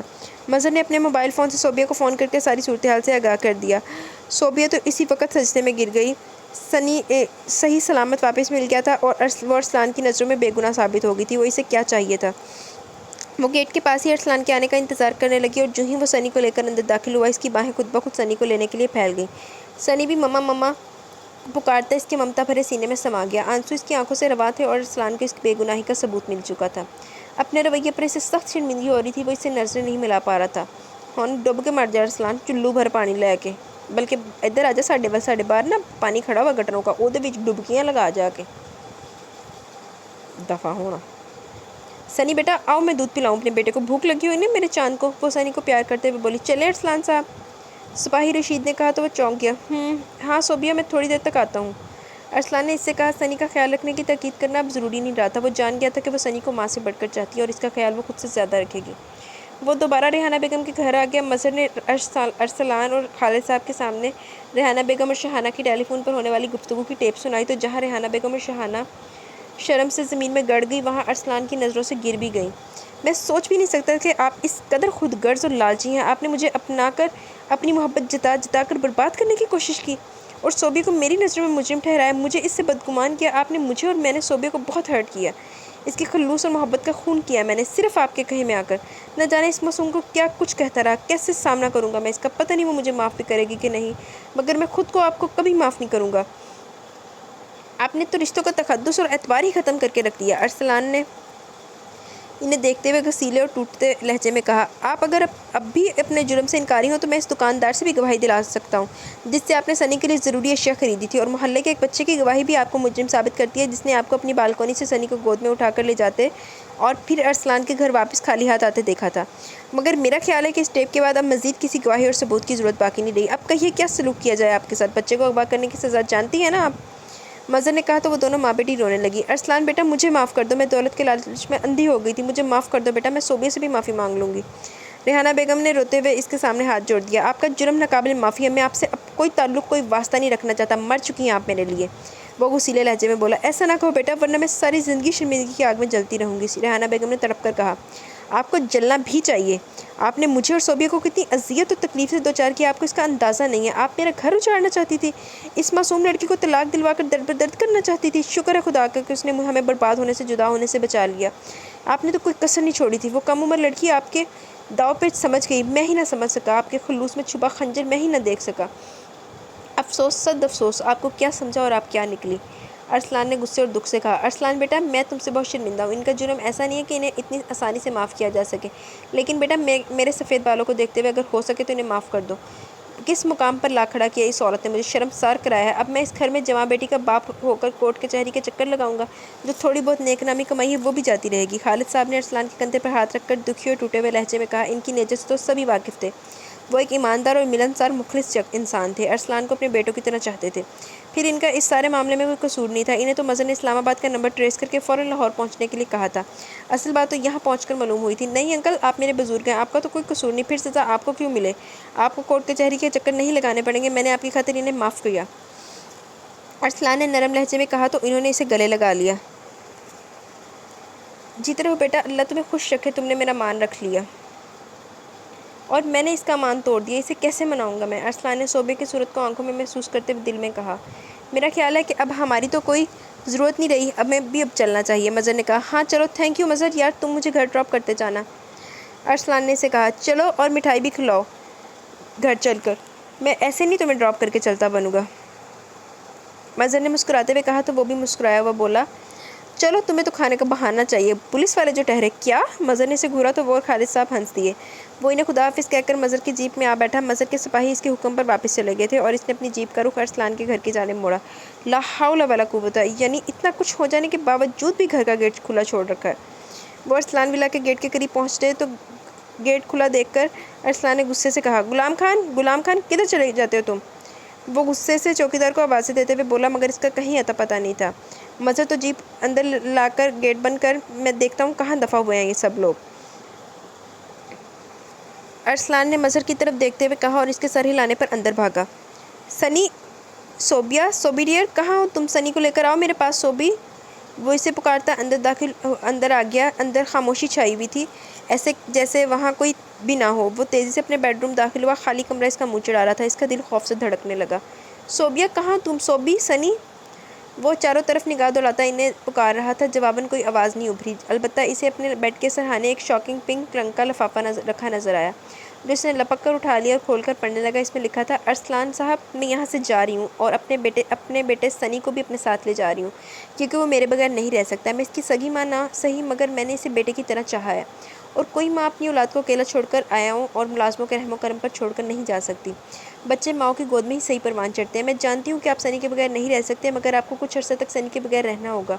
سنی جب اسکول جانے کے لائق ہو جائے گا تو میں اسے آپ کے پاس چھوڑ جاؤں گی، یہ میرا آپ سے وعدہ ہے۔ آپ کو میرا اعتبار نہیں رہا مگر سنی کے معاملے میں میری اس بات پر اگر ہو سکے تو یقین کر لیجیے گا، میں سنی کی حفاظت اپنی جان سے بڑھ کر کروں گی، اس لیے آپ کو فکر مند ہونے کی ضرورت نہیں۔ ارسلان صاحب آپ کو آپ کی دولت مبارک ہو، میں نے تو اس دولت کی کبھی بھی تمنا نہیں کی تھی، میں تو کب کی یہاں سے جا چکی ہوتی، مگر آپ نے مجھے روک لیا تھا۔ میں سنی کی خاطر اور پھر آپ کی خاطر آپ کی زندگی میں آ گئی۔ محبت، عزت، اپنائیت، چاہت، میں ان رشتوں سے، ان احساسات سے کبھی نوازی نہیں گئی تھی کہ آپ سے ان کی توقع رکھتی۔ مجھے تو بس سر ڈھانپنے کی ذرا سی جگہ درکار تھی۔ آپ سے میں نے صرف اعتبار اور یقین کی امید رکھی تھی، اس سے زیادہ تو کچھ بھی نہیں چاہا تھا میں نے، مگر آپ نے سنی کے اغوا کا الزام مجھ پر عائد کر کے میرا اعتبار بھی چھین لیا۔ ایک اعتبار ہی تو تھا، وہ بھی سمجھو گیا، اور اعتبار کھو جائے تو پھر کچھ بھی ملنے کی توقع باقی نہیں رہتی، کچھ پانے کی بھی خواہش باقی نہیں رہتی۔ آپ کا کہہ دینا میرے لیے بہت ہے، حکم کا درجہ رکھتا ہے۔ آپ کے حکم کی تعمیل میں آپ سے گھر سے جا رہی ہوں، جو شاید کبھی میرا تھا ہی نہیں، اور آپ بھی میرے نہیں تھے۔ 3 ماہ سے میں جس خوش فہمی کے سحر میں جکڑی ہوئی تھی وہ بالآخر کل ٹوٹ گیا، سب کچھ ٹوٹ گیا۔ میرا کہا سنا معاف کر دیجیے گا صوبیہ۔ اوہ نو، نہیں صوبیہ، یہ تم نے کیا کیا؟ صوبی، میں تو تم سے معافی مانگنے آیا تھا، تم نے مجھے موقع ہی نہیں دیا۔ تم کہاں چلی گئی صوبی؟ پلیز واپس آ جاؤ، مجھے معاف کر دو پلیز صوبی۔ وہ بے کلی اور بے تابی سے بولتا ہوا کمرے سے باہر نکل آیا۔ مظہر ڈرائنگ روم میں بیٹھا انتظار کر رہا تھا، اسے دیکھتے شوخ لہجے میں پوچھا، کیوں صاحب، منا لیا اپنی بیگم کو جا کر؟ مظہر، وہ بے کلی اور بے بسی سے بولا اور سر پکڑ کر صوفے پر بیٹھ گیا۔ اب کیا ہے بھائی، تمہارا بیٹا خیریت سے بازیاب ہو کر گھر آ گیا، تمہیں تو خوش ہونا چاہیے، یہ تمہارے منہ پر 12 کیوں بج رہے ہیں؟ خود ہی پڑھ لو۔ ارسلان نے صوبیہ کا خط اس کی جانب بڑھا دیا۔ اس نے حیرت سے اسے دیکھا اور پھر خط لے کر پڑھنے لگا۔ اوہ مائی گاڈ، دیکھ لیا اپنی بے وقوفی اور بدگمانی کا نتیجہ؟ اس لیے میں تم پر غصہ ہو رہا تھا جب تم نے صوبیہ بھابی کو رات کے وقت رب کے حضور روتے گڑ گڑاتے سن لیا تھا، دیکھ لیا تھا کیا؟ تب بھی تمہیں ان کی بے گناہی پر اعتبار نہیں آیا تھا؟ وہ غصے سے بولتا ہوا کھڑا ہو گیا۔ آیا تھا، اس نے لرزتی آواز میں کہا، لگتا تھا وہ ابھی رو پڑے گا۔ پھر تم نے صوبیہ بھابی سے معافی کیوں نہیں مانگی؟ یار مجھے اس کا سامنا کرنے کی ہمت نہیں ہو رہی تھی، میں بہت زیادہ ڈسٹرب تھا۔ اب میں نے سوچا تھا کہ میں اسے معافی مانگ لوں گا، مگر وہ تو گھر سے چلی گئی۔ تو اور کیا کرتی وہ بیچاری لڑکی؟ تم تو اسے مجرم قرار دے کر اسے طلاق دینے، گھر سے نکال دینے، جیل بھجوا دینے کی دھمکیاں دے رہے تھے نا؟ پھر وہ یہاں کیسے رک جاتی؟ تمہیں صوبیہ بھابی سے اسی وقت معافی مانگنی چاہیے تھی، اب بھگتو۔ مظہر کو شدید غصہ آ رہا تھا، صوبیہ کے ساتھ ہونے والی زیادتی کا اسے بہت رنج تھا، اسے وہ اپنی بہن جیسی لگتی تھی، کتنا خیال رکھتی تھی اس کی بیوی بچوں کا۔ یار میں پاگل ہو جاؤں گا، وہ اپنے دونوں ہاتھوں سے بالوں کو پکڑ کر بولا۔ ہو جاؤں گا کیا مطلب؟ تمہاری جو کرتوتیں ہیں اس سے ثابت ہے کہ تم پاگل ہو چکے ہو۔ حیرت ہے مجھے تمہاری سوچ پر، اللہ اس کی مغفرت کرے۔ وہ نائمہ جو تمہیں جگہ جگہ شرمسار کرتی رہی، تمہاری اذیت کا باعث بنتی رہی، اسے تو تم نے 1.5 سال تک اپنے سر چڑھائے رکھا، اور وہ معصوم لڑکی صوبیہ جو بقول تمہارے شروع دن سے سنی کے لیے ماں جیسی کیئرنگ دے رہی ہے، اسے تم نے مجرم کہنے اور سمجھنے میں 1.5 منٹ بھی نہیں لگایا۔ تم نے اس کے ساتھ شادی شدہ زندگی کے 3 ماہ گزارے تھے، تم پل پل اس کے ساتھ رہے تھے، اسے قریب سے جانتے تھے، پھر بھی نہ سمجھ سکے کہ وہ نائمہ نہیں ہے، وہ صوبیہ ہے، وہ مکار نہیں ہے، مخلص ہے۔ تم نے اس پر نائمہ جتنا بھی اعتبار نہیں کیا، جس لڑکی نے تمہارے بیٹے کو ماں کا پیار دیا، تمہیں ازدواجی زندگی کا ہر سکھ دیا، اسے تم نے اس قدر ذلیل اور دکھی کر دیا کہ وہ معصوم اپنی بے گناہ ہونے کے باوجود گھر چھوڑ کر چلی گئی۔ او گاڈ! مظہر اسے خوب لتاڑتے ہوئے غصے سے دیکھ رہا تھا۔ ارسلان کی حالت قابل رحم تھی۔ مظہر یار میں نہیں رہ سکتا اس کے بغیر، وہ بے بسی سے بولا۔ صوبیہ کی محبت نے بہت شدت سے اس کے من میں واویلا مچایا تھا، وہ اندر سے تڑپ رہا تھا اس کے لیے۔ کس کے؟ سنی کے بغیر؟ سنی کی مجھے فکر نہیں، مجھے یقین ہے کہ صوبیہ اس کا بہت زیادہ خیال رکھے گی، میں ان دونوں کے بغیر نہیں رہ سکتا، میں صوبیہ کے بغیر نہیں رہ سکتا۔ اس سے ٹوٹتے لہجے میں اعتراف کیا۔ بڑی جلدی خیال آ گیا جناب کو، مظہر نے طنزیہ لہجے میں کہا۔ جس کے بغیر رہ نہیں سکتے اس کے ساتھ ایسا سلوک کیا جاتا ہے، اس پر اس طرح شک کیا جاتا ہے، ایسے بدگمان ہوا جاتا ہے اس سے۔ میں مانتا ہوں کہ مجھ سے بڑی زیادتی ہوئی ہے، مگر میں تو اس سے معافی مانگ لیتا، وہ مجھے مہلت اور موقع تو دیتی، وہ مجھے مل جائے گی تو میں اس سے معافی مانگ لوں گا، کچھ کرو ورنہ میں مر جاؤں گا۔ ارسلان نے بھرائی ہوئی آواز میں کہا تو اس نے اس کے کندھے کو تھپکتے ہوئے کہا، اچھا اب زیادہ جذباتی ہونے کی ضرورت نہیں ہے، پہلے عقل سے کام لیا تو یہ دن نہ دیکھنا پڑتا۔ میں کیا کرتا؟ تو جانتا ہے کہ سنی میری جان ہے، اس بے بسی سے بھیگتی آواز میں کہا اس نے۔ تو اس کے لیے صوبیہ بھابی کی جان لینا ضروری تھی کیا؟ وہ بھی تو سنی کو اپنی جان سے زیادہ چاہتی ہیں، تو نے ان کے اعتبار کا پیار کا خون کر دیا، کتنا ہرٹ ہوئی ہوں گی وہ، مظہر نے تعصب بھرے لہجے میں کہا۔ وہ جا کہاں سکتی ہے، اس کا تو کوئی ٹھکانہ بھی نہیں ہے۔ ارسلان کو فکر لاحق ہوئی، کیوں صوبیہ بھابی کا میکا نہیں ہے کیا؟ اس کے چچا جو نکاح میں شریک ہوئے تھے وہ ان کے پاس ہی گئی ہوگی۔ مظہر نے سنجیدگی سے کہا، نہیں یار، وہ وہاں سے اس کی چاچی کے ظلم و ستم کی وجہ سے نکالی گئی تھی، اس چچا نے اسے یہاں امتحان دینے اور پھر جاب کرنے کے لیے بھیجا تھا، اس کی چچی اسے اپنے گھر میں برداشت نہیں کرتی تھی، صوبیہ کی وجہ سے ان کی بیٹی کے رشتے نہیں آتے تھے، لوگ صوبیہ کو پسند کر جاتے تھے، مجبوراً اس کے چچا نے اسے یہاں بھیجا تھا، وہ واپس وہاں نہیں گئی ہوگی۔ ارسلان نے سنجیدہ اور رنجیدہ لہجے میں اسے بتایا۔ واہ میرے دوست واہ، کیا سلوک کیا تو نے اس دکھ اور غموں کی ماری لڑکی کے ساتھ، کیا اس کا خوشیوں پر کوئی حق نہیں تھا؟ تیرے اس رویے کی وجہ سے تو اس رشتوں پر رہا سہا اعتبار بھی جاتا رہا ہوگا، وہ تو پہلے ہی دکھی تھی، تو نے اسے مزید دکھی کر دیا۔ مظہر کو صوبیہ کی کہانی سن کر حقیقتاً بہت دکھ ہوا، اس لیے تپ کر بولا تو ارسلان بھی پرنم آواز میں کہا، تم مجھے بس اتنا بتا دے کہ طنز کرنے کے علاوہ تو میرے لیے کچھ کرے گا کہ نہیں؟ کرتا ہوں یار، ویسے تو چیک کر لے کہیں وہ جاتے جاتے تیرے پراپرٹی کے کاغذات زیورات وغیرہ نہ ساتھ لے گئی ہو۔ مظہر نے موبائل آن کرتے ہوئے کہا، کچھ نہیں لے گئی وہ اپنے ساتھ سوائے میرے سکون کی دولت کے، سوائے میرے بچے کے۔ وہ تو صرف اپنا وہ سامان ساتھ لے کر گئی ہے جو وہ یہاں آتے ہوئے وقت اپنے ساتھ لے کر آئی تھی۔ میری دی ہوئی خریدی ہوئی ہر چیز اپنی جگہ پر موجود ہے۔ حوصلہ کر، مل جائیں گے وہ دونوں۔ مظہر کو اس کی حالت پر دکھ ہونے لگا۔ کب مل جائیں گے وہ؟ تو اس وقت سے مجھ پر طنز کے تیر برسائے جا رہا ہے۔ تیرا پرس میں ہونے کا کیا فائدہ مجھے؟ ارسلان نے بمشکل اپنے آنسو ضبط کرتے ہوئے کہا، میں دوست ہوں تیرا، تجھے پریشان و دکھی دیکھ کر مجھے بھی تکلیف ہوتی ہے اور ہو رہی ہے۔ چل اٹھو، چلو میرے ساتھ، وہ زیادہ دور نہیں گئی ہوں گی، ہم انہیں ڈھونڈ لیں گے۔ میں موبائل پولیس کو بھی الرٹ کر دیتا ہوں۔ مظہر نے اس کا شانہ تھپک کر اٹھتے ہوئے کہا اور پولیس فون کا نمبر ملایا۔ ہاں رشید، سنو، وہ بچہ سنی جسے ہم نے آج بازیاب کرایا، اسے اس کی ماں لے کر گھر سے چلی گئی ہے۔ تم تمام ناکوں پر پہرا لگا دو، بسوں اور ریلوے اسٹیشن پر چیک کرو، موبائل فورس کو بھی میرا پیغام پہنچا دو، شہر کا چپا چپا چھان مارو، وہ دونوں ملنے چاہیے۔ مظہر نے سنجیدہ اور حاکمانہ لہجے میں کہا، ویسے رشید بھی کہندا ہوئے گا، چلو جی پھر نیا سیاپا، پھر وہی سیاپا۔ رشید کہندا پہلے مسا بچہ لب کے لے آئی سی، ہن بچے دے نال ماں بھی گواچ گئی۔ لیکن Sobia, I am with you, تو بالکل چنگا کیتا اجے تو اتھے رہ کے معاف کر دیندی تے اتھے ناول مک جاندا تے میں تینوں کدی معاف نہیں کرنا سی۔ رائٹ سر، اور ہاں وہ مل جائیں تو انہیں نہایت ادب اور عزت کے ساتھ میرے یا ارسلان صاحب کے گھر پہنچا دینا، کوئی بدتمیزی نہیں ہونی چاہیے ان کے ساتھ، سمجھ گئے؟ اوکے؟ مظہر نے بات مکمل کرتے موبائل آف کر دیا اور ارسلان کو لے کر باہر نکلا تو غلام خان 2 کالے بکرے لیے اندر داخل ہوا۔ تم کہاں غائب تھے؟ ارسلان نے اسے دیکھتے سوال داغا۔ صاحب، بیگم صاحب نے ہم کو بکرے لانے کو بھیجا تھا سنی بابو کا صدقہ اتارنے کے واسطے، یہ دیکھو صاحب، ہم بکرے لے آئے ہیں۔ وہ اسے بکرے دکھاتے ہوئے بتا رہا تھا، اس کا دل مچل اٹھا۔ بکرے تو تم لے آئے غلام خان، مگر صوبیہ بی بی تو سنی بابو کو لے کر یہاں سے چلا گیا ہے، اب انہیں ڈھونڈو، تم کو تو بھی فوراً جانے کا پڑی تھی۔ مظہر نے اسی کے لہجے میں کہا تو وہ حیران پریشان سے ارسلان کو دیکھتے ہوئے بولا، معاف کرنا صاحب، ہم کو نہیں معلوم تھا کہ بی بی صاحب سنی بابو کو لے کر چلا جائے گا، اب ہم ان بکروں کو کیا کریں صاحب؟ وہی کرو جو تمہاری بی بی نے کہا تھا۔ ارسلان یہ کہہ کر مظہر کی جیپ میں بیٹھ گیا۔ ہن بڑی بی بی دی گلاں من رہا۔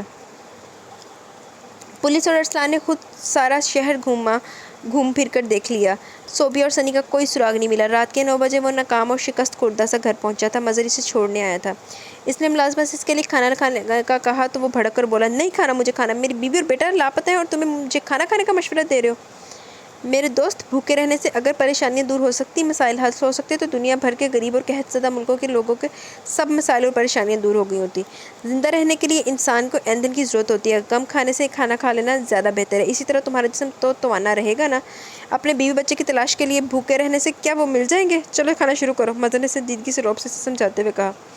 بھوک لگے گی تو کھا لوں گا، اب جاؤ، صبح سے میرے ساتھ خوار ہوتے پھر رہے ہو۔ تمہارے ایس پی ہونے کا مجھے کوئی فائدہ نہیں ہے۔ ایک 20-22 برس کی لڑکی اور سال بھر کا بچہ تمہاری فورس سے ڈھونڈا نہ گیا، نہ جانے وہ کہاں ماری ماری پھری ہوگی بچے کو لے کر۔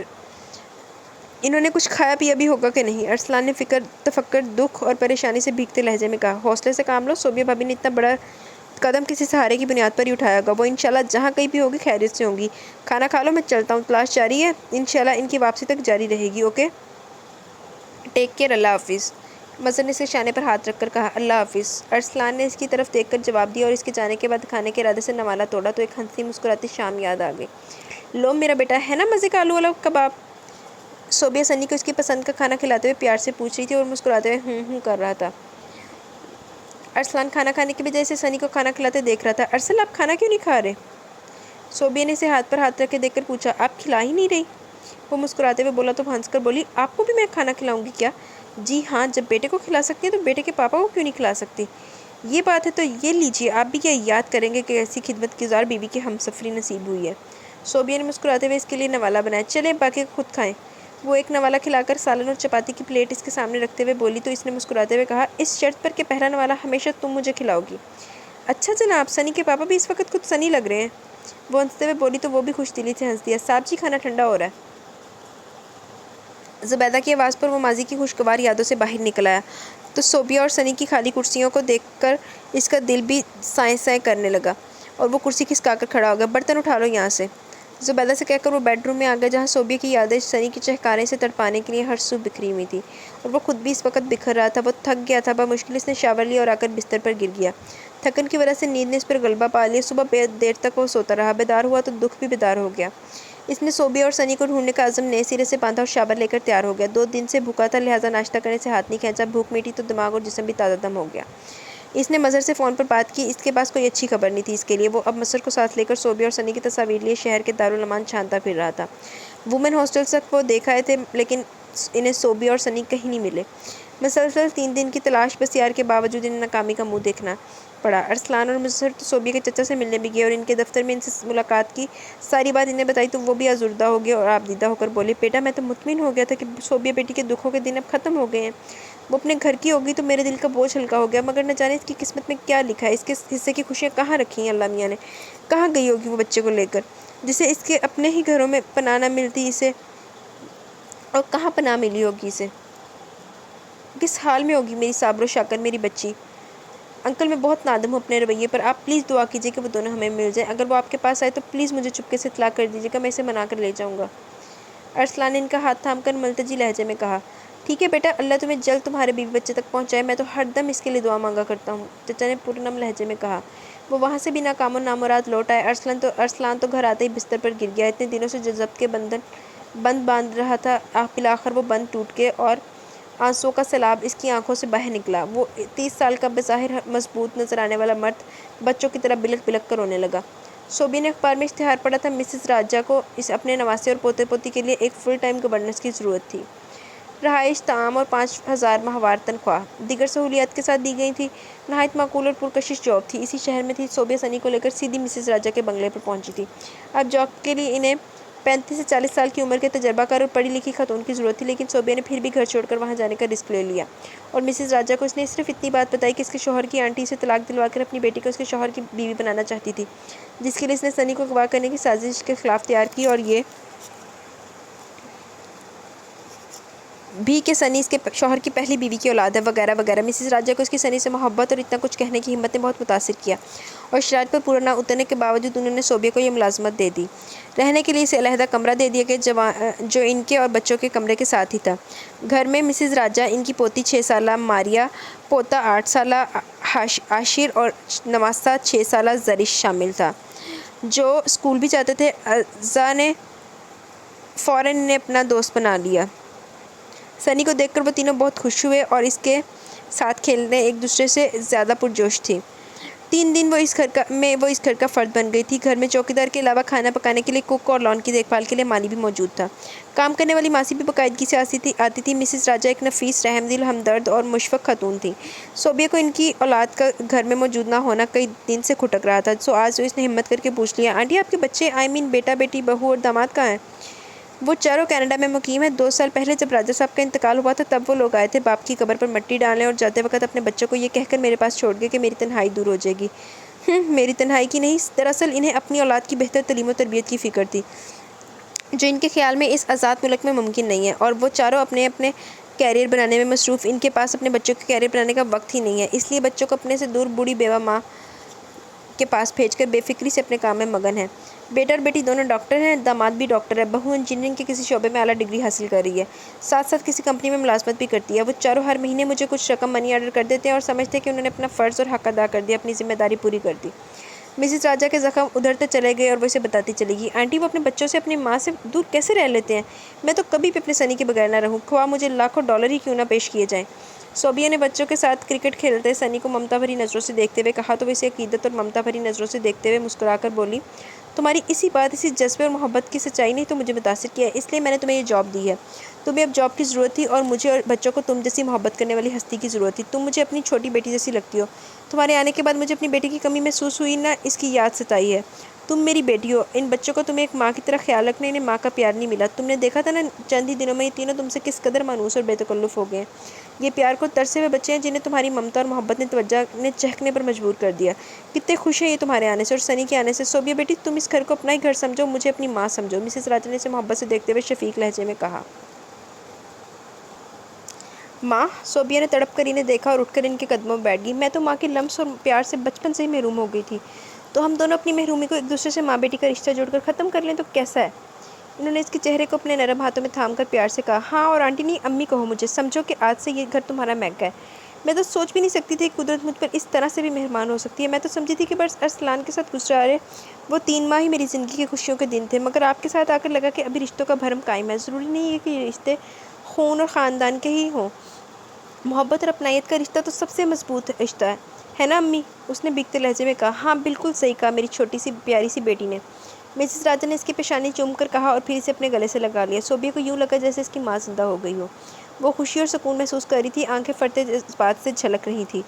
اس نے اب بچوں کا ماں کی طرح اور مسز راجہ کی بیٹی کی طرح خیال رکھنا شروع کر دیا۔ وہ سب ایک خاندان کی طرح رہنے لگے اور بچے کبھی اسے ماما کہتے تو کبھی آنٹی، لیکن اس کے اندر ارسلان کی محبت کا ٹھاٹھے مارتا سمندر موجود تھا، جس میں ہر وقت بے قلی اور بے قراری کی لہریں اٹھتی رہتی تھی۔ وہ انہیں چھوڑ کر تو آگئی تھی، مگر اب اسے احساس ہو رہا تھا کہ ان سے دور رہنا کتنا مشکل ہے۔ ایک بات پوچھوں صوبیہ بیٹی؟ مسز راجہ نے اسے بچوں کو سلانے کے بعد لاؤنج میں بیٹھتے دیکھ کر کہا تو وہ مسکرا کر بولی، جی امی پوچھئے۔ تمہیں ارسلان یاد نہیں آتا کیا؟ یاد؟ وہ تو میرے اندر خوشبو کی طرح بسے ہیں، لہو کی مانند گردش کرتے رہتے ہیں۔ مجھے پتہ ہی نہیں چلا کہ میں کب انہیں اتنی شدت سے چاہنے لگی تھی۔ مجھے معلوم ہی نہیں ہے وہ اپنے رویے پر نادم تھے۔ انہیں میری بے گناہی کا یقین بھی آ گیا تھا، جبھی تو وہ سنی کو میری گود میں دے کر گئے تھے۔ میں وہاں رک جاتی تو وہ مجھ سے معافی بھی مانگ لیتے، لیکن نہ جانے مجھے کیا ہو گیا تھا۔ میں اپنے خلوص اور نیک نیتی کی توہین برداشت نہیں کر سکی اور سنی کو لے کر یہاں چلی آئی۔ پتہ نہیں ان کی کیا حالت ہوگی سنی کے بغیر۔ وہ دکھی اور بے بس لہجے میں بولی، تم نے اپنا نام نہیں لیا۔ مسز راجہ نے اس کو بغور دیکھا۔ پتہ نہیں انہیں مجھ سے محبت ہو گئی تھی کہ نہیں۔ سنی کو ساتھ لے کر آنے پر تو وہ مجھ پر اور بھی غصے ہوئے ہوں گے۔ وہ سنی کو بے انتہا چاہتے ہیں۔ میں نے اپنی زندگی میں پہلا باپ دیکھا جو اپنی اولاد سے اتنی شدید محبت کرتا ہے۔ امی، کیا عائشہ اور زرش کے ڈیڈی بھی ان سے ایسا ہی پیار کرتے ہیں؟ اس نے سنجیدہ اور نرم لہجے میں کہا۔ ان کے دلوں کا حال تو اللہ ہی بہتر جانتا ہے۔ وہ خود میلوں دور ہیں اور بچے یہاں ان کی شفقت اور محبت سے محروم پل رہے ہیں۔ میری بوڑھی ہڈیوں میں اتنا دم نہیں کہ نئے سرے سے ان کی تعمیر کر سکوں، اس لیے تو گورننس کا اشتہار دیا تھا۔ تم نے آ کر انہیں سنبھالا اور ماں باپ کی جگہ تو کوئی نہیں لے سکتا نا؟ مسز راجہ نے سر داب بھر کے کہا۔ ٹھیک کہہ رہی ہیں آپ، وہ کرب سے بولی تو وہ اس کی صورت دیکھ کر بولی، مگر تم سنی کی ماں ہو، اصلی اور سگی سے زیادہ حقیقی ماں ہو۔ تم میری بات اپنے دل پر مت لے لینا۔ ایک بات کہوں بیٹا، میری مانو واپس چلی جاؤ ارسلان کے پاس۔ میں خود تمہیں رخصت کروں گی ماں بن کر، اور پھر تم سے تمہارے گھر بھی ملنے بھی آیا کروں گی، اور جب میرا دل چاہے گا تم سے اور سنی سے ملنے کے لیے میں فون کر کے تمہیں ڈرائیور بھیج کر بلوا لیا کروں گی۔ تمہیں آنا ہوگا کہ میں اب تمہاری ماں ہوں، میں کہ میں آنے سے انکار نہیں کرو گی تم۔ وہاں جانا میرے لیے اب ممکن نہیں امی، البتہ سنی ذرا بڑا ہو جائے تو میں اسے اس کے پاپا کے پاس بھجوا دوں گی۔ اس نے دکھی سے بھیگتے لہجے میں کہا۔ بے وقوفی کرو گی تم، وہ سنجیدگی سے بولی۔ اتنا عرصہ سنی تمہارے ساتھ رہنے کے بعد تم سے دور نہیں رہ سکے گا، اور تم بھی اس کے بغیر نہیں جی سکو گی۔ ظلم کرو گی اپنے پر بھی اور سنی پر بھی، اور ارسلان وہ یقیناً تم سے بھی محبت کرتا ہوگا۔ بدگمانی اور بے یقینی تو محبت کا امتحان لینے آتی ہے صوبیہ بیٹی۔ میں راجہ صاحب کو ان کی وفات کے 2 برس گزر جانے کے باوجود نہیں بھول پائی۔ وہ ہر لمحہ میرے ساتھ میرے پاس رہتے ہیں۔ جب ہم مرے ہوں کو نہیں بھلا پاتے تو زندوں کو کیسے بھلا سکتے ہیں؟ اللہ انہیں لمبی عمر دے۔ تمہارے ارسلان میاں تو ماشاءاللہ حیات ہیں۔ جیتے انسان کو چھوڑ دینا زندگی بھر کے لیے، اس سے جدا ہونا بہت مشکل ہے، بہت تکلیف دہ اور ظالمانہ فعل ہے۔ نہیں سہ سکو گی تم اپنے شوہر کی جدائی کو۔ ابھی تو چند دن ہوئے ہیں، ذرا سوچو بیٹی ساری زندگی کیسے گزرے گی۔ محبت کرنے والے تو ایک دوسرے کی غلطیاں معاف کر دیا کرتے ہیں، اور تم بھی انہیں معاف کر دو۔ سنی کو لے کر ان کے پاس چلی جاؤ۔ واپس کیسے چلی جاؤ؟ مجھے ان کی کیفیت کا اب بھی تو اندازہ نہیں ہے۔ اگر وہ پہلے سے زیادہ غصے میں ہوئے بیٹی، جو حالت تمہارے دل کی ہے نا، وہی حالت ارسلان میاں کے دل کی بھی ہوگی۔ تم ٹھنڈے دماغ سے سوچو، بیٹیاں تو اپنے گھر میں ہی آباد اچھی لگتی ہیں۔ میری بھی دلی خواہش ہے کہ تم اپنے شوہر کے ساتھ ہنسی خوشی زندگی بسر کرو۔ سنی کو اتنا عرصہ باپ کی محبت سے محروم رکھ کر اس کے ساتھ بھی زیادتی ہے، اور ارسلان کے ساتھ بھی۔ کدھر گیا؟ میری باتوں پر غور ضرور کرنا، اور چلو اب جا کر سو جاؤ، سارا دن بچوں کے ساتھ لگی رہتی ہو، تھک گئی ہوگی۔ انہوں نے محبت سے سمجھاتے ہوئے کہا۔ جی امی، شب بخیر، وہ آہستہ سے کہہ کر اپنے کمرے میں چلی گئی اور ارسلان کو سوچتے سوچتے نیند کی وادیوں میں پہنچ گئی۔ ارسلان نے سنی کی سالگرہ کی تصاویر ڈیولپ کرا لی تھیں، روز انہیں دیکھتا، ان سے باتیں کرتا۔ صوبیہ اور سنی کی ڈھیروں تصاویر تھیں جو 3 ماہ کے اس عرصے میں اس نے کھنچوائی تھیں۔ صوبیہ کی 2 خوبصورت تصویریں اس نے بیڈ روم کی دیوار پر آویزاں کر دی تھی۔ اس کی مسکراتی صورت دیکھ کر ارسلان کا دل بے اختیار اسے چوم لینے کو چاہتا۔ وہ بے بسی سے اس کی تصویر پر ہاتھ پھیر کر رہ جاتا۔ اس نے شہر کے دارالامان وومن ہاسٹلز میں ہر روز ان دونوں کا پتہ کیا، اور جب دیکھا کہ وہاں کملا اس کی فون کال اور آمدن پر بیزاری اور ناگواری کا اظہار کرنے لگا تو اس نے وہاں جانا اور فون کرنا بند کر دیا اور اپنا مسئلہ اللہ کے سپرد کر دیا۔ اسے صوبیہ اور سنی کی آوازیں سنائی دیتی تو وہ چونک جاتا، تڑپ کر باہر بھاگتا، بے بس ہو کر انہیں پکارنے لگتا۔ خود کو اس نے بزنس میں اس قدر مصروف کر لیا تھا کہ وہ صبح کا گھر سے نکلا، رات کے 12 بجے گھر لوٹتا۔ سنی اور صوبیہ کی یادوں سے بچنے کے لیے وہ خود کو مصروف کر رہا تھا، مظہر الگ اس سے شرمندہ تھا کہ اس کے لیے کچھ نہیں کر سکا، اور اس کی حالت دیکھ دیکھ کر پریشان اور دکھی بھی تھا، مگر وہ بھی مجبور تھا۔ وہ کہاں سے ڈھونڈ کر لاتا صوبیہ اور سنی کو، جو ایک ہی شہر میں ہوتے ہوئے بھی اس کی پہنچ اور نظروں سے دور تھی۔ 6 ماہ گزر گئے تھے، ارسلان انہیں ڈھونڈ کر تھک بھی گیا تھا۔ ان 6 ماہ میں بہت کچھ ہو گیا تھا۔ ارسلان کا بزنس بہت ترقی کر گیا تھا۔ ریحانہ بیگم اور خالد صاحب نے شاہانہ کی شادی اپنے رشتہ داروں میں کر دی تھی، وہ اپنے گھر میں خوش تھی۔ ارسلان صرف شاہانہ کی شادی میں شرکت کے لیے گیا تھا، ورنہ سنی کے اغوا کے واقعے کے بعد اس نے کبھی ریحانہ بیگم کے گھر کا رخ نہیں کیا تھا۔ خالد صاحب کے بے حد اصرار پر اس نے شاہانہ کی شادی میں شرکت کی تھی۔ ریحانہ بیگم تو اس سے پہلے سے زیادہ شرمندہ تھی کہ ان کی وجہ سے صوبیہ اور سنی سے دور ہو گئے۔ یہ سیم ارسلان کے لیے کسی قیامت سے کم نہیں تھی۔ بہت کچھ بدلا تھا اس عرصے میں، اگر نہیں بدلا تھا تو وہ اس کے دل کا حال، اندر کا موسم نہیں بدلا تھا۔ اس کے اندر مسلسل غم کا بادل چھایا تھا، بددستور خزاں کا موسم طاری تھا۔ رات کو وہ 11 بجے کے قریب گھر پہنچا۔ اس کا سر درد سے پھٹ جا رہا تھا۔ اسے چینج کر کے درد کی گولی بھی کھائی مگر درد سے نجات نہ ملی۔ سائڈ ٹیبل پر رکھی صوبیہ کی فریم شدہ تصویر، دلکش تصویر اٹھا کر دیکھنے لگا۔ صوبیہ، میں مانتا ہوں کہ میں نے تمہارے ساتھ بہت برا سلوک کیا، لیکن جان اچھا تو تم نے بھی نہیں کیا میرے ساتھ۔ بھلا کوئی یوں بھی جاتا ہے اپنا کو چھوڑ کر؟ ایک غلطی کی اتنی بڑی سزا! صوبی، تم نے میرا انتظار تو کیا ہوتا، میں تو تم سے بہت نادم تھا، معافی مانگنا چاہتا تھا تم سے اپنے شک بھرے رویے اور بدگمان رویے کی، مگر تم نے مجھے معافی مانگنے کا موقع ہی نہیں دیا، مہلت ہی نہیں دی مجھے کہ میں تمہیں منا لیتا۔ پہلے جدوں بھونک رہیا سی تے ادوں خیال نہیں آیا، ہن معافی دا موقع دیندی تینوں۔ صوبیہ میرے سے ڈر کے گئی ہے، اگر وہ تمہیں معافی کا موقع دے رہی تھی تو میں نے اس کو معافی کا موقع نہیں دینا تھا۔ اچھا ہویا بڑا۔ ارسلان اس کی تصویر پر ہاتھ پھیرتے ہوئے پرنم لہجے میں اس سے مخاطب تھا۔ دیکھو تو صوبی، میری کیا حالت ہو گئی ہے تمہاری جدائی میں، پلیز میری جان واپس آ جاؤ، ختم کر دو میری سزا، واپس آ جاؤ صوبیہ۔ وہ بولتے بولتے اپنا دکھتا سر سام کر لیٹ گیا۔ درد سر کے ساتھ ساتھ درد جدائی بھی بڑھتا جا رہا تھا۔ وہ دونوں ہاتھوں سے اپنا سر دبا رہا تھا اور ماضی کی ایک یاد اسے تڑپانے کے سامنے کھڑی تھی۔ ارسل، کیا سر میں درد ہو رہا ہے؟ وہ آفس سے لوٹا تو بستر پر لیٹے ہی اپنا سر دبانے لگا اور صوبیہ نے پریشان ہو کر پوچھا، ہاں ہلکا سا درد ہے۔ وہ اسے دیکھتے ہی مسکرا کر اٹھ بیٹھا۔ کوئی پین کلر لیا آپ نے؟ اس نے اس کے پاس بیٹھتے ہوئے پوچھا۔ نہیں۔ وہ اسے فکر مند دیکھ کر مسکرا دیا۔ اچھا، میں آپ کے سر میں تیل کی مالش کر دیتی ہوں، منٹوں میں سر درد غائب ہو جائے گا۔ لیکن میں تو تیل نہیں لگاتا نا۔ آپ نہیں لگاتے، ہم تو لگاتے ہیں اور لگا سکتے ہیں۔ چلے آپ چینج کر کے لیٹ جائیں، میں تیل لا کر مالش کر دیتی ہوں۔ ہفتے میں ایک بار آپ کے سر میں تیل ضرور لگاؤں گی اور آپ کی ساری تھکن دور ہو جائے گی۔ اس نے ان کے بالوں میں ہاتھ پھیرتے ہوئے کہا۔ وہ تو تمہیں دیکھتے ہی دور ہو جاتی ہے، وہ اسے محبت سے دیکھتے ہوئے بولا۔ اچھا جی، جب ہی سر پکڑ کر لیٹے تھے جھوٹے؟ اس نے اس ادا سے کہا کہ وہ کہکا لگا کر ہنس پڑا اور پھر صوبیہ نے اس کے چینج کرتے ہی اس کے سر پر تیل ڈال کر نرم نرم انگلیوں سے مالش کی۔ اسے اتنا آرام محسوس ہوا کہ وہ مزے سے سو گیا اور صبح فریش اور تازہ دم بیدار ہو کر آفس کے لیے تیار ہو رہا تھا۔ او صوبیہ، مجھے یوں چھوڑ کر ہی جانا تھا تو اپنا اس قدر عادی کیوں بنایا تھا؟ کیوں مجھے اپنا دیوانہ بنایا تھا؟ آج تو پہلے سے زیادہ درد ہے مگر تم نہیں ہو۔ آج میرا درد کیسے دور ہوگا؟ صوبی، پلیز لوٹ آؤ۔ اپنے کرتوت نہیں یاد، اینا یاد ہے کہ انہیں عادی کیوں بنایا۔ وہ بھیگتے لہجے میں بولا۔ اس کی تصویر اس کے سینے پر دھری تھی اور ہاتھ سر دبا رہے تھے۔ صوبیہ بچوں کو سلا کر کمرے سے باہر آ گئی۔ اس کا دل گھبرا رہا تھا، بے کلی سے پورے وجود پر چھائی ہوئی تھی۔ رات کے 12 بج رہے تھے۔ آج مسز راجہ کے لیے بہت خوشیوں بھرا دن تھا کیونکہ آج ان کے بچے، بیٹا بیٹی، داماد اور بہو کینیڈا سے واپس آ گئے تھے۔ بیٹی اور داماد تو 2 ماہ کی چھٹی لے کر آئے تھے۔ واپسی پر اپنے بیٹے کو بھی ساتھ لے جانے کا ارادہ تھا۔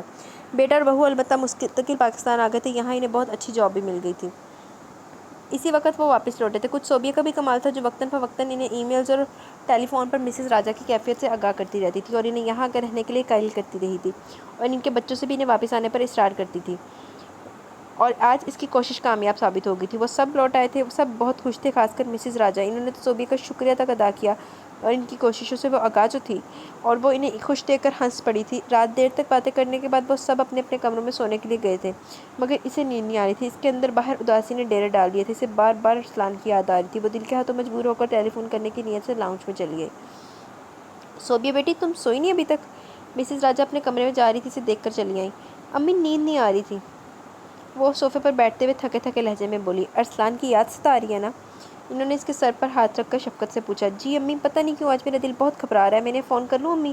ارے بیٹا فوراً کرو، تم روز فون کرنے کے ارادے سے یہاں آتی ہو، وہ مسکراتے ہوئے بولی۔ وہ سو گئے ہوں گے، رات بہت ہو گئی ہے، اس نے وال کلاک پر نگاہ ڈال کے کہا۔ تم سو گئے ہو جو وہ سو گئے ہوں گے، یقیناً وہ بھی تمہاری طرح جاگ رہے ہوں گے۔ صوبیہ بیٹا واپس چلی جاؤ، میں یہ اس لیے نہیں کہہ رہی کہ میرے بچے واپس آ گئے ہیں تو مجھے تمہاری ضرورت نہیں رہی، بلکہ میں تمہیں خوش دیکھنا چاہتی ہوں، تم اپنے گھر میں خوش و خرم زندگی بسر کرو، یہ میری دلی تمنا ہے۔ بیٹا بہت عذاب سہ لیا تم نے بھی اور ارسلان نے بھی، اب بس کرو بیٹا، یہ اچھے دن یوں ضائع مت کرو، اپنے شوہر کے پاس چلی جاؤ، اگر ڈرتی ہو یا انا اڑے آ رہی ہے تو بیٹا یہ دونوں چیزیں محبت میں ممنوع ہیں۔ اچھا ایسا کرو، تم مجھے ارسلان بیٹے کے فون نمبر دو، میں خود انہیں بتا دوں گی کہ تم میرے پاس ہو، یہ ظاہر نہیں کروں گی کہ میں تمہاری مرضی سے فون کرا رہی ہوں۔ چلو نمبر ملاؤ، میں بات کرتی ہوں، انہوں نے نرمی سے کہا۔ میں خود بات کر لوں گی، آپ بھی سو جائیے، بہت رات ہو گئی ہے۔ اچھا تم فون ضرور کر لینا، شب بخیر، مسز راجہ نے مسکرا کر کہا اور اس کے ماتھے پر بوسہ دے کر اپنے کمرے میں چلی گئی۔ وہ چند سیکنڈ تک خود کو مضبوط بناتی رہی، پھر ہمت کر کے کانپتی انگلیوں سے ارسلان کا نمبر ڈائل کرنے لگی۔ ٹرن ٹرن ٹیلی فون کی بیل بجی تو ارسلان کا دل بہت زور سے دھڑکنے لگا۔ اس نے کوہنی کے بل اٹھ کر ہاتھ بڑھا کر ریسیور اٹھایا۔ ہیلو، صوبیہ اس کی آواز پہچان گئی تھی۔ اس کے پورے وجود میں سنسناہٹ دوڑ گئی، ہاتھ بھیگ گئے۔ اس نے ماؤتھ پیس پر ہاتھ رکھ لیا۔ ہیلو، کون ہے بھائی؟ بات کیجیے، یہ فون بند کر دیجیے۔ ارسلان نے تھکے تھکے مگر مہذب لہجے میں کہا تو اس نے فٹ سے ریسیور کریڈل پر رکھ دیا۔ بات کیسے کرتی، گلے میں آنسوؤں نے بند باندھ دیا تھا۔ وہ منہ پر ہاتھ رکھ کر روتی ہوئی اپنے کمرے کی طرف بھاگی۔ ارسلان ریسیور واپس رکھ کر لیٹا تو صوبیہ کی صورت اس کی نگاہوں میں آ سمائی۔ بجلی کی طرح ایک خیال اس کے دماغ میں بے اختیار پکار اٹھا، صوبیہ! یہ فون صوبیہ کا تھا۔ ہاں، صوبیہ کا فون تھا۔ وہ بھی میری طرح بے چین ہوگی۔ صوبی! وہ تیزی سے اٹھا اور ریسیور اٹھا کر کان سے لگا لیا۔ Hello hello Sobi, Sobia, hello! وہ اسے دیوانہ وار پکار رہا تھا مگر لائن کٹنے کی مخصوص ٹون سن کر اس بے بسی سے ریسیور رکھ دیا اور CLI پر نمبر چیک کرنے لگا۔ لمحے بھر میں اس کے سامنے تھا۔ اس نے فوراً وہ نمبر ٹیلی فون کے پاس رکھی ڈائری میں اور پھر اپنی پاکٹ ڈائری میں نوٹ کیا اور وہ ایک نئے عزم اور ارادے سے صبح کا انتظار کرنے لگا۔ اس کا بس چلتا تو وہ اسی وقت اس ایڈریس پر پہنچ جاتا مگر رات گہری ہو گئی تھی، اس لیے اس وقت وہاں جانا دوسرے لوگوں کو ڈسٹرب کرنا اسے مناسب نہیں لگا۔ سو بے چینی سے وہ صبح ہونے کا منتظر تھا۔ بہت تلاش کے بعد اسے مسز راجہ کا گھر ملا تھا۔ وہ اندر داخل ہوا تو سنی اور صوبیہ کو بچوں کے ساتھ لان میں کرکٹ کھیلتے دیکھا۔ صوبیہ بچوں کے ساتھ بالکل بچی بنی ہوئی تھی، دوپٹہ ایک سائڈ پر باندھے وہ سنی کو باؤلنگ کروا رہی تھی اور وہ بھی کسی ماہر بیٹسمین کی طرح بیٹ زمین پر رکھے ہوئے کہہ رہا تھا، مما بال کھلائیں، شنی چوکا لگائے گا۔ میرا بیٹا چوکا لگائے گا، لو جانو چوکا لگاؤ۔ صوبیہ نے پیار سے کہتے بال کرائی تو وہ بیٹ گھمانے لگا۔ تینوں بچے فیلڈنگ کرنے کے لیے تیار کھڑے تھے۔ دور کھڑے ارسلان کا دل چاہا کہ بھاگ کر جائے اور ان دونوں کو اپنے سینے سے لگا کر مہینوں کی بے قراری، بے کلی اور بے چینی سے نجات پا لے۔ اس سے مزید وہاں رکا نہیں گیا اور تیز تیز قدم اٹھاتا ان کی طرف بڑھنے لگا۔ صوبیہ! اس نے قریب پہنچ کر اسے پکارا تو وہ سٹ پٹا کر اس کی آواز کی سمت مڑی۔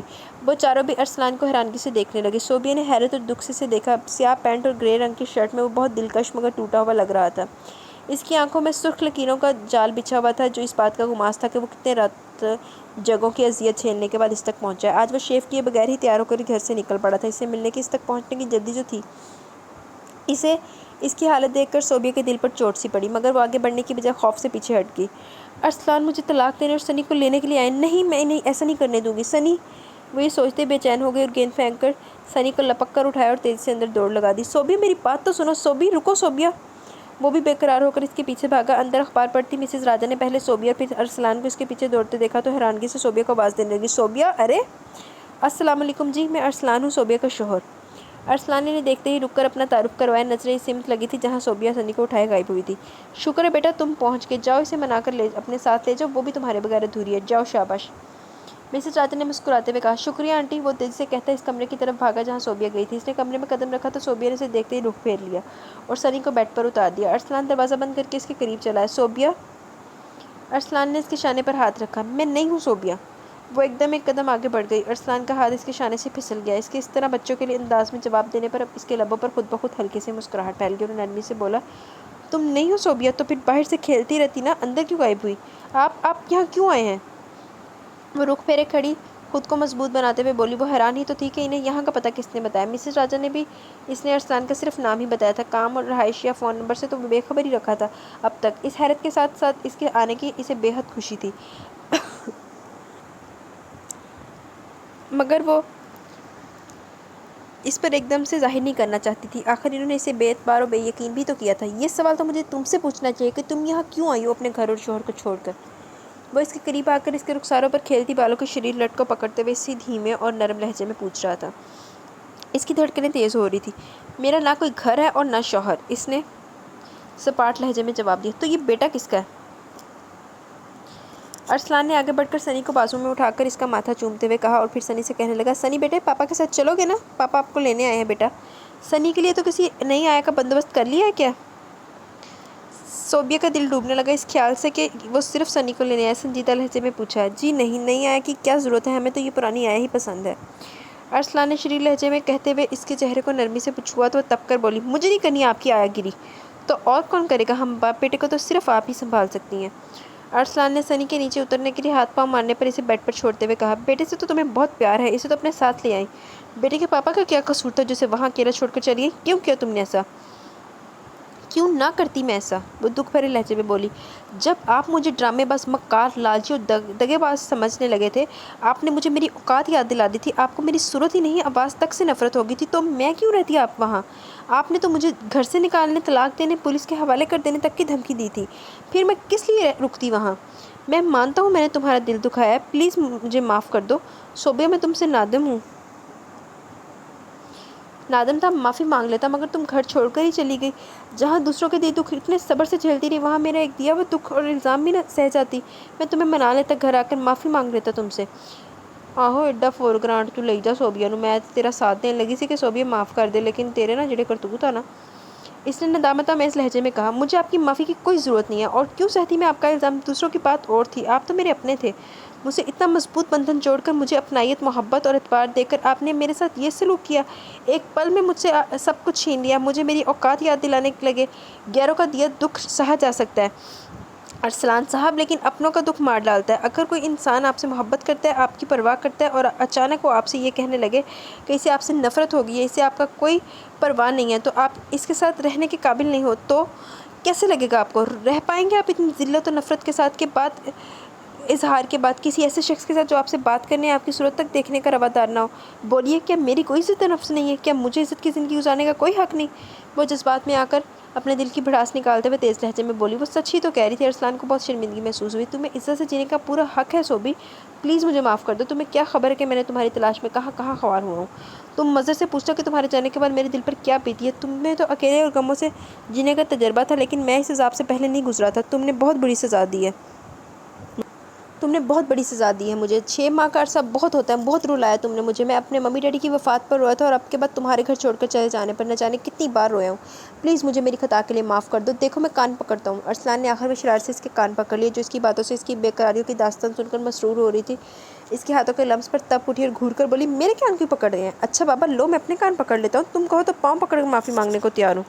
وہ اپنے کان پکڑ کر مسکرا کر بولا، پلیز ایسا مت کہیے، میرے دل میں جو آپ کے لیے احترام ہے، وہ کسی صورت یہ گوارا نہیں کر سکتا کہ آپ مجھ سے معافی مانگے، وہ بھی اس طرح۔ وہ تڑپ کر بولی۔ ارسلان کا دل خوشی سے جھوم اٹھا۔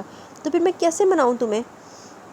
وہ اس کے چہرے کو اپنے ہاتھوں میں لیتے ہوئے پیار سے بولا۔ اس کی ضرورت نہیں ہے۔ وہ اس کے لمس کی حدت اور محبت کی شدت سے روح تک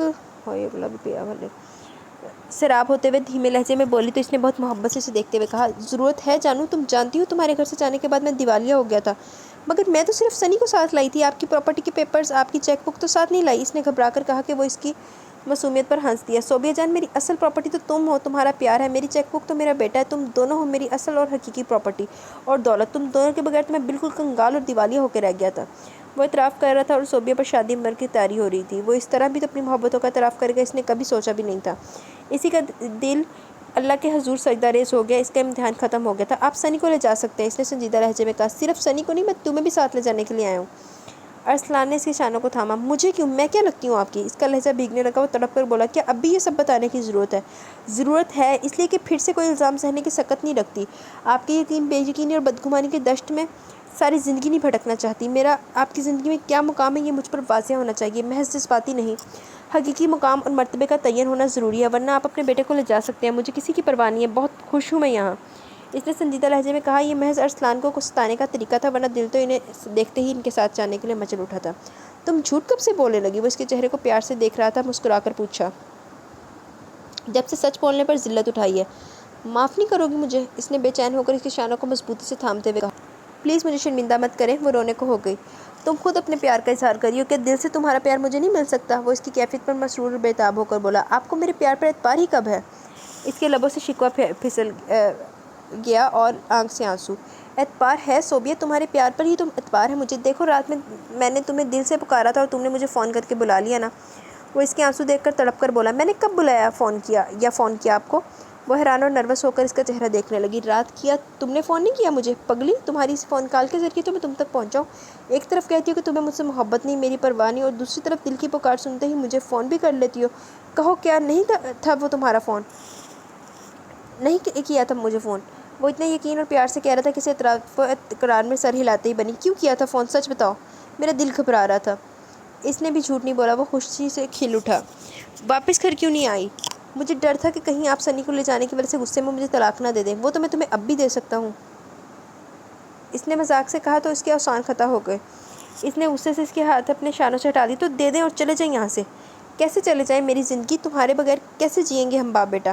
تم تو میری رگ رگ میں سما گئی ہو، اپنی تمام تر محبت اور رعنائیوں سمیت۔ میری محبت کے یقین کے لیے کیا اتنا کافی نہیں ہے صوبی کہ تم فون کرنے کے باوجود خاموش رہی اور میں پھر بھی تم تک پہنچ گیا؟ وہ اسے اپنے حصار میں پھر سے لیتے ہوئے بولا تو وہ ہلکی پھلکی ہو گئی۔ آپ کو کیسے پتہ چلا کہ میں نے فون کیا؟ اس نے اپنی حیرت کو زبان دے ہی ڈالی آخر۔ مجھے کیسے پتہ نہ چلتا ڈیئر؟ تم تو میرے دل میں بستی ہو، دلوں کی آواز سن لیتے ہیں، میں اپنے پیاروں کی ہلکی سی آہٹ کو بھی محسوس کر لیتے ہیں۔ رات میں نے بہت تکلیف میں تمہیں پکارا تو تمہارے دل نے میری پکار سن کر مجھے جواب دیا کہ اب میں یقین نہیں کروں گی میری محبت کا۔ کیا میں تمہیں لیے بغیر واپس چلا جاؤں؟ تم رہ سکو گی سنی کے بغیر اور میرے بغیر؟ وہ اس کے دل کی بے قراریوں کو جھنجھوڑ رہا تھا۔ وہ اپنے خود ساختہ سنجیدگی اور بے پرواہی کے کھول سے باہر آ گئی۔ نہیں، وہ بے اختیار سے سینے سے لگ کر بلکنے لگی۔ میں نہیں رہ سکتی آپ دونوں کے بغیر، نہیں جی سکتی آپ دونوں کے بغیر۔ یہی سچ ہے، ہم تینوں ایک دوسرے کے بغیر نہیں جی سکتے۔ آج سے ہماری سزا ختم ہو گئی۔ بہت کڑی سزا دی ہے تم نے مجھے، اور اس سزا نے مجھے تمہاری محبت اور اہمیت کا بہت گہرائی سے اور شدت سے احساس دلایا۔ ارسلان نے اس کے سر پر پیار کرتے ہوئے بھیگتے لہجے میں کہا، اور اس کی آنکھیں بھی خوشی اور گزرے لمحوں کی بے بسی پر اشک بہانے لگی۔ مما پاپا لوتے نہیں ہیں؟ نہ لو نا۔ سنی ان دونوں کو روتے دیکھ کر ان کی ٹانگوں میں ہاتھ رکھ کر بولا تو صوبیہ اس سے الگ ہو گئی، اور ارسلان نے ہنس کر سنی کو اپنی باہوں میں اٹھا لیا اور اس کے چہرے کو دیوانہ وار چوم لیا۔ واہ بھئی، ہمارا بیٹا تو بہت اچھی باتیں کرنے لگا۔ سنی میری جان، آپ نے بہت تڑپایا اپنے پاپا کو۔ پاپا یاد نہیں آتے تھے میرے بیٹے کو؟ ارسلان نے اس کے ہاتھوں کو، چہرے کو، گردن کو دیوانہ وار اور بار بار چوم رہا تھا۔ بس کیجیے نا، آپ 6 ماہ کی کسر ایک ہی بار پوری کریں گے؟ صوبیہ نے اس کی دیوانگی پر مسکراتے ہوئے کہا تو وہ ہنس دیا۔ بالکل، اور آپ کیوں جیلس ہو رہی ہیں؟ صبر کیجیے، آپ کی باری بھی آئے گی، ذرا اپنے گھر پہنچ جائیں پھر۔ وہ شریر نظروں سے اسے دیکھتے ہوئے شوخ لہجے میں بولا۔ آپ بھی بس۔ وہ شرما کر ہنس پڑی۔ ارسلان نے محبت سے اسے دیکھتے ہوئے کہا، ہم تو بے بس ہو گئے ہیں آپ کی محبت اور رعنائیوں کے سامنے۔ ارسل! وہ بے اختیار سے پیار سے پکار بیٹھی۔ Arsal, I am sorry too honey. چلو معافی کا سلسلہ ختم، محبت کا مرحلہ شروع کرتے ہیں آج سے۔